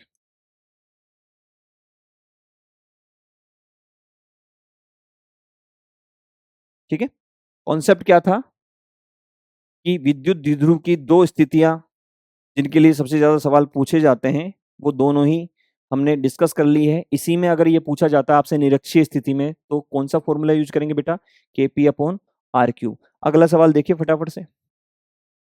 दो आवेश ±1000 कूलाम परस्पर 2 mm दूर स्थित हैं, विद्युत द्विध्रुव का निर्माण करते हैं। इस विद्युत द्विध्रुव को 15 गुणा 10 की घात 4 न्यूटन पर कूलाम के एक समान विद्युत क्षेत्र में दो दो बार हो गया, कोई बात नहीं, 30 डिग्री कोण पर रखा गया है। द्विध्रुव पर कार्यरत बलाघूर्ण की गणना कीजिए। सीधे हम लोग बेटा बलाघूर्ण का सूत्र लिख रहे हैं। क्यों, आपको सूत्र पता है क्या होता है बेटा, P×E होता है ना। अरे ताऊ का नाम सुना है क्या, ताऊ, ताऊ बलाघूर्ण को लिखने का तरीका, सिंबल रिप्रेजेंटेशन का तरीका, टाउ इज इक्वल टू क्या होता है P×E, लेकिन परिमाण की मैं बात कर रहा हूं बेटा, क्या हो जाएगा PE sin थीटा। क्या क्या दे रखा है यहाँ पे, P को बेटा मैं क्या लिख सकता हूँ Q×D लिख दो, कोई दिक्कत नहीं है। E×sin थीटा, थीटा की वैल्यू कितनी है 30 डिग्री दे रखी है ना, लिख दो कोई दिक्कत नहीं। Q×D×E sin 30 degree. देखो ध्यान से, Q दे रखा है, बिल्कुल दे रखा है, लिखो Q की वैल्यू कितनी है, Q की वैल्यू दे रखी है 1000 मतलब 10 की घात 3 गुणा, डी की वैल्यू दे रखी है बेटा 2 mm मतलब 2 गुणा 10 की घात -3 मीटर गुणा, ई की वैल्यू देखो, ई कितना दे रखा है 15 गुणा 10 की घात 4। सही है, कोई दिक्कत नहीं, ऐसा यूनिट में सारी, इसको हमने कन्वर्ट कर लिया। 30 डिग्री के कोण पर साइन 30 की वैल्यू कितनी है बेटा 1/2। मेरे हिसाब से आप सभी को वैल्यू पुट करना आता है, समझ में आ गया होगा, फॉर्मूला आपको पहले से पता था। तो इसको जब हम सोल्व करेंगे बेटा कितना आएगा देखो, ओहो ये भी गया, बचा क्या 15 गुणा 3, ये भी गया, ओहो बचा क्या फिर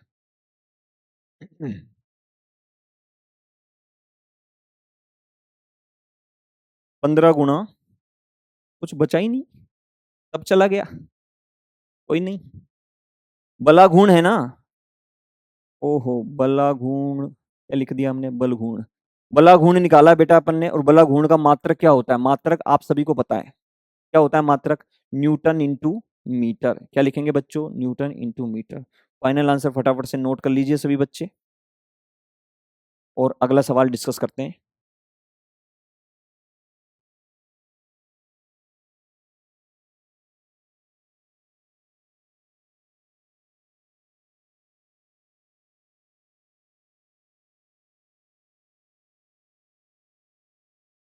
किसी बंद पृष्ठ में प्रवेश करने वाला तथा इससे बाहर निकलने वाला फ्लक्स क्रमशः φ1 तथा φ2 हो तो पृष्ठ के भीतर कुल आवेश क्या होगा? बच्चों इस क्वेश्चन में फ्लक्स के रिलेटेड चीजें पूछी गई है।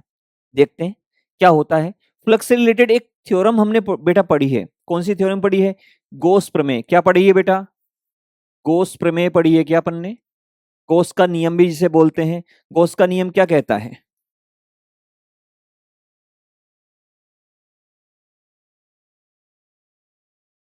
गोस थ्योरम क्या कहती है बेटा? गोस थ्योरम कहती है किसी भी बंद पृष्ठ से, सबसे पहली कंडीशन पृष्ठ कैसा होना चाहिए? बंद।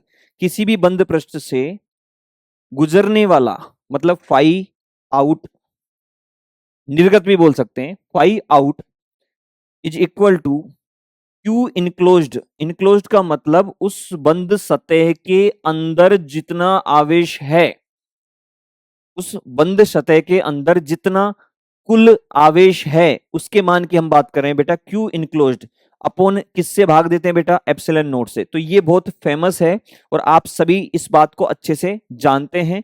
गॉस का नियम ये कहता है कि कुल फ्लक्स गुजरने वाला किसी भी बंद पृष्ठ से 1/एप्सिलॉन नोट गुना होता है किसका? उसके अंदर जो आवेश होता है उसके। ठीक है, तो इस बात को थोड़ा सा यहां से कनेक्ट करते हैं। क्वेश्चन में क्या पूछा गया है? कोई मान लेते हैं ये है बेटा बंद पृष्ठ, इसमें कितना फ्लक्स जा रहा है? φ1, और निकल कितना रहा है? φ2। तो कुल निर्गत फ्लक्स क्या बोलेंगे बेटा? कुल निर्गत फ्लक्स कितना हो गया बच्चों? कुल निर्गत फ्लक्स हो गया यहां पे फाई आउट, जिसकी वैल्यू होगी बेटा फाई, निकलने वाला टोटल कितना है? φ2। लेकिन आ भी तो रहा है, तो क्या लिखेंगे? φ2 माइनस φ1। कोई परेशानी तो नहीं है, कुल निर्गत फ्लक्स हमने बता दिया है। तो क्या हम इस फॉर्मूले का यूज करके क्यू इनक्लोज्ड की वैल्यू बता सकते हैं? बिल्कुल बता देंगे। कितना हो जाएगा? φ2 माइनस φ1। ये तो क्यू आउट की वैल्यू हो गई, इसको एप्सिलॉन नोट को इधर ले जाके गुणा करें, कितना आंसर आ गया? फटाफट से बताइए। φ2 minus φ1 into epsilon naught. I think option number C is correct answer. क्या आप लोगों को आया? साथ में क्वेश्चन आपको भी सोल्व करने, पता नहीं है कि बिल्कुल देखे जा रहे हो सिर्फ? कमेंट सेक्शन में एक बार फटाफट से आप सभी लोग आंसर्स अगर आपके आ रहे हैं तो उनको टाइप कीजिए साथ में। देखते हैं कितने बच्चे साथ में स्पीड मेंटेन कर पाते हैं। आप सभी तेज हैं? ओके, अगला सवाल लेते हैं। नेक्स्ट क्वेश्चन हमारी स्लाइड पे है। यदि एक बंद पृष्ठ, वापस उसी तरह का सवाल है, कॉन्सेप्चुअल क्वेश्चन है। अगर आपके कॉन्सेप्ट बेटा स्ट्रॉन्ग है तभी आप फिजिक्स के थ्योरेटिकल क्वेश्चंस को कर पाएंगे, आप जानते हैं इस बात को। यदि एक बंद पृष्ठ से गुजरने वाला कुल विद्युत फ्लक्स शून्य है, तब बंद पृष्ठ से गुजरने वाला बेटा फाई आउट, इसकी वैल्यू क्या हो गई बेटा? शून्य हो गई। और पिछली स्लाइड में हमने क्या देखा था? फाई आउट जो होता है वो क्या होता है? फाई आउट जो होता है वो क्या होता है बेटा? Q enclosed upon epsilon note. तो अगर इसकी वैल्यू बेटा जीरो हो जाती है, ये तो कांस्टेंट है, नियतांक है, ये तो जीरो नहीं होगा, तो इसका मतलब इसको भी क्या होना पड़ेगा बच्चों? शून्य होना पड़ेगा। देखते हैं ऑप्शन से। पृष्ठ के भीतर कोई आवेश नहीं है। ऐसा हो सकता है आवेश ना हो, लेकिन ऐसा भी तो हो सकता है आवेशों का कुल योग शून्य हो, तो इसको हम करेक्ट नहीं मान सकते। पृष्ठ के भीतर नेट आवेश अशून्य है, ये नहीं हो सकता। क्यों? नेट आवेश बेटा अगर अशून्य हो गया तो ये वाला मान भी क्या हो जाएगा? अशून्य हो जाएगा, तो इसे भी टिक नहीं करेंगे। पृष्ठ पर विद्युत क्षेत्र सर्वत्र शून्य है। पृष्ठ पर विद्युत क्षेत्र, इलेक्ट्रिक फील्ड सभी जगह शून्य होना जरूरी नहीं है। ऐसा हो सकता है दो आवेश हो और दोनों आवेशों की वजह से अलग अलग विद्युत क्षेत्र उत्पन्न हो रहा हो, तब भी तो कुल आवेश शून्य हो जाएगा। तो ये भी करेक्ट नहीं होगा। वैसे तो आप समझ गए कि सर चौथा आंसर आएगा, लेकिन आएगा क्यों, रीजन तो समझो। पृष्ठ में प्रवेश करने वाली विद्युत बल रेखाओं की संख्या, पृष्ठ पे प्रवेश करने वाली विद्युत बल रेखाओं की संख्या मतलब फ्लक्स हो गया बेटा, इसके अंदर जाने वाला फ्लक्स और पृष्ठ से बाहर निकलने वाली विद्युत बल रेखाओं की संख्या, ये क्या बता रही है, इधर से गुजरने वाला फ्लक्स फाई, इसको 1 माने, इसको 2 माने। यदि फाई 1 फाई 2 के बराबर है तो क्या कुल निर्गत फ्लक्स मतलब फाई आउट, इसकी वैल्यू क्या हो जाएगी बेटा, 0 हो जाएगी क्या। और यही तो इन्होंने पूछा है क्वेश्चन में, यही तो कंडीशन दे रखी है, कुल गुजरने वाला विद्युत फ्लक्स शून्य है। और ऐसा कब होगा, जितनी बल रेखाएं उस क्लोज्ड सरफेस में, उस बंद पृष्ठ में आती है, उतनी ही बल रेखाएं उस बंद पृष्ठ से अगर जाती है, तो इसका मतलब क्या होगा बेटा, उस बंद पृष्ठ से गुजरने वाला कुल फ्लक्स कितना हो जाएगा बेटा, शून्य हो जाएगा। तो फटाफट से अगले क्वेश्चन की तरफ बढ़ते हैं। एक आवेशित गोलीय चालक में विद्युत क्षेत्र, ये ज्यादातर अभी थियोरेटिकल क्वेश्चन है, बहुत मजा आएगा आप लोगों को, लेकिन उन्हीं को जिनकी थ्योरी अच्छी है, और जिनकी थ्योरी अच्छी नहीं है वो कॉन्सेप्ट को समझे जो हम साथ में एक्सप्लेन करते जा रहे हैं, बहुत अच्छे से समझना है। अगर आपने इन सारी चीजों को समझ लिया ना, तो ऑलमोस्ट 90% चीजें आपकी कवर हो जाएगी इलेक्ट्रोस्टैटिक्स के पार्ट 1 की, मैं बात कर रहा हूं इलेक्ट्रिक फील्ड एंड चार्जेस की। ठीक है, देखिए क्या दे रखा है इन्होंने, गोले के भीतर शून्य होता है तथा गोले के बाहर शून्य होता है। आवेशित गोलीय चालक, आवेशित गोलीय चालक, ठीक है, ये क्या है बेटा, आवेशित है। पहली बात तो आवेशित मतलब कोई आवेश है, मान लेते क्यों दे रखा है इसको, और गोलीय है और चालक भी है। तो चालक होने से क्या फर्क पड़ रहा है, चालक है तो पूरा का पूरा आवेश कहां जाएगा, मान लेते ये धनावेश है, पूरा का पूरा आवेश बेटा कहां जाएगा, सरफेस पे आ जाएगा क्या, बिल्कुल सरफेस पे आ गया। ठीक है, गोले के भीतर, अरे ये बात तो हम पहले से जानते हैं, गोले के भीतर क्या होता है बेटा, शून्य हो जाता है इलेक्ट्रिक फील्ड, विद्युत क्षेत्र हमेशा ही शून्य होगा, हमेशा ही शून्य होगा अगर गोली है तो। इस तरह से आवेशित गोलीय चालक के लिए गोले के भार की बात क्या होती है, नहीं भार शून्य नहीं होगा, ये वाला पार्ट गलत हो गया। भार क्या होता है बेटा, ई बराबर क्या लिखते हैं हम लोग, मैग्नीट्यूड की बात करें तो के क्यू अपॉन आर स्क्वायर, और आर कहां से दूरी लेते हैं हम लोग, इसके केंद्र से। कोई परेशानी तो नहीं है, इस चीज को ध्यान में रखते हुए कौन सा ऑप्शन करेक्ट हो जाएगा, गोले के भीतर शून्य, गोले के बाहर दूरी बढ़ने पर रेखीय रूप से, नहीं रेखीय नहीं है ये बेटा, स्क्वायर है ना, वर्ग है, तो कौन सा ऑप्शन करेक्ट हो रहा है, भार दूरी के वर्ग के साथ कम होता जाता है, तो कौन सा ऑप्शन करेक्ट हो गया बेटा, C answer is, C option is correct. पक्का सभी को क्लियर हो गया। अगली स्लाइड पे चलते हैं। आवेश का एक खोखला गोला विद्युत क्षेत्र उत्पन्न नहीं करता, देखिए ध्यान से, आवेश का एक खोखला गोला, ये कोई खोखला गोला है बेटा, ये विद्युत क्षेत्र उत्पन्न नहीं करता। कहां नहीं करता, वो जगह के बारे में पूछा इन्होंने, किसी आंतरिक बिंदु पर, बिल्कुल सही बात है, हमें पता है ना इलेक्ट्रिक फील्ड आंतरिक पर क्या होगा, 0 होगा, बाहरी बिंदु पर पता नहीं, हमें मतलब नहीं, अशून्य होता है वैसे, आप जानते हैं, अभी समझ चुके हैं अपन। 2 मीटर से अधिक दूरी पर, ये तो दोनों ही वाहियात ऑप्शन है, कोई दिक्कत तो नहीं है। तो आंसर क्या आ गया बेटा, फर्स्ट, किसी आंतरिक, कोई परेशानी तो नहीं है, सभी को समझ में आ गया, बड़ा आसान सवाल था ये तो। अरे बोलो, धातु के आवेशित गोले के पृष्ठ से, अगला सवाल, धातु के आवेशित गोले के पृष्ठ से गोले के केंद्र की ओर जाने पर विद्युत क्षेत्र, धातु के आवेशित गोले के पृष्ठ से गोले के केंद्र की तरफ जाने पर विद्युत क्षेत्र क्या होता है, घटता है, बढ़ता है, उतना ही रहता है जितना पृष्ठ पर है, सर्वत्र। अरे भैया यही तो बात चल रही है तब से सॉरी, इलेक्ट्रिक फील्ड क्या हो जाएगा बेटा, अंदर हमेशा 0 ही होता है। कौन सा ऑप्शन आ गया, सर्वत्र शून्य रहता है, आंसर क्या आ गया बेटा, डी। कॉन्सेप्ट वही है, चीजों को अलग अलग तरह से पूछा जा सकता है कभी कभी। तो ध्यान से देखिए, 26 हो गया, अगला देखिए 27। सिर्फ 3 क्वेश्चन बचे हुए हैं, अपना अटेंशन बनाए रखें, इनको बहुत अच्छे से हमें खत्म करना है, सारी चीजों को अच्छे से फिनिशिंग मोड में रखना है, सभी चीजें शानदार होगी। ये लेक्चर के बाद में और लेक्चर्स जो भी होंगे उनमें भी हमें एनर्जी लेवल मेंटेन करना है और इंप्रूवमेंट भी करना है। जो चीजें शायद छूट गई हो आप मुझे कमेंट सेक्शन में टाइप करके बताएंगे कि कौन कौन सी चीजें सर और ऐड की जा सकती है। आप सभी की बातों का बहुत ध्यान रखा जाएगा। मैं खुद पर्सनली सारे कमेंट्स रीड करूंगा, चाहे मेरे को 5 to 6 आवर्स लग जाए। मुझे पता है काफी सारे कमेंट्स आ रहे हैं, अभी तो नहीं ले पाऊंगा, लेकिन मैं जरूर पढ़ूंगा सभी के कमेंट्स। ठीक है, ध्यान से देखिए। संलग्न चित्र में विद्युत क्षेत्र की तीव्रता शून्य होगी। 3 सिचुएशन बेटा आपको दे रखी है। यहां पे 2 प्लेट्स आपको दे रखी है और उन प्लेट्स पर पहले पे प्लस सिग्मा आवेश घनत्व है, पृष्ठीय आवेश घनत्व, दूसरी पे भी प्लस सिग्मा पृष्ठीय आवेश घनत्व है, और 3 पोर्शन है ए, बी और सी। थोड़ा सा यहां पे एक्सप्लेन कर देता हूं आप लोगों के लिए। ठीक है, यहां पे कितना बेटा प्लस सिग्मा और यहां पे भी कितना है प्लस सिग्मा। तो ये जो ये वाला पोर्शन है, एक ये वाला पोर्शन है, एक ये वाला पोर्शन, प्लस सिग्मा की वजह से, प्लस सिग्मा की वजह से ये तो है ए, ये है बी और ये पोर्शन है बेटा सी। तो प्लस सिग्मा की वजह से अगर मैं बात करूं इस वाले पोर्शन में जो इलेक्ट्रिक फील्ड होगी, विद्युत क्षेत्र, वो कितना हो जाएगा बेटा, इस दिशा में हो जाएगा। इसकी वजह से मान लेते हैं चालक है, सिग्मा अपॉन 2 एप्सिलॉन नोट, यहां पे कितना हो जाएगा सिग्मा अपॉन 2 एप्सिलॉन नोट, यहां पे भी कितना हो जाएगा सिग्मा अपॉन 2 एप्सिलॉन नोट। ये किसकी वजह से बनाई है मैंने, थोड़ा सा कलर चेंज कर लेते हैं ताकि आपको थोड़ा सा कंफ्यूजन ना रहे। ये फर्स्ट की वजह से, किसकी वजह से बेटा फर्स्ट की वजह से, और सेकंड की वजह से हम लोग यहाँ पे बना लेते हैं दूसरी तरफ, नीचे की तरफ।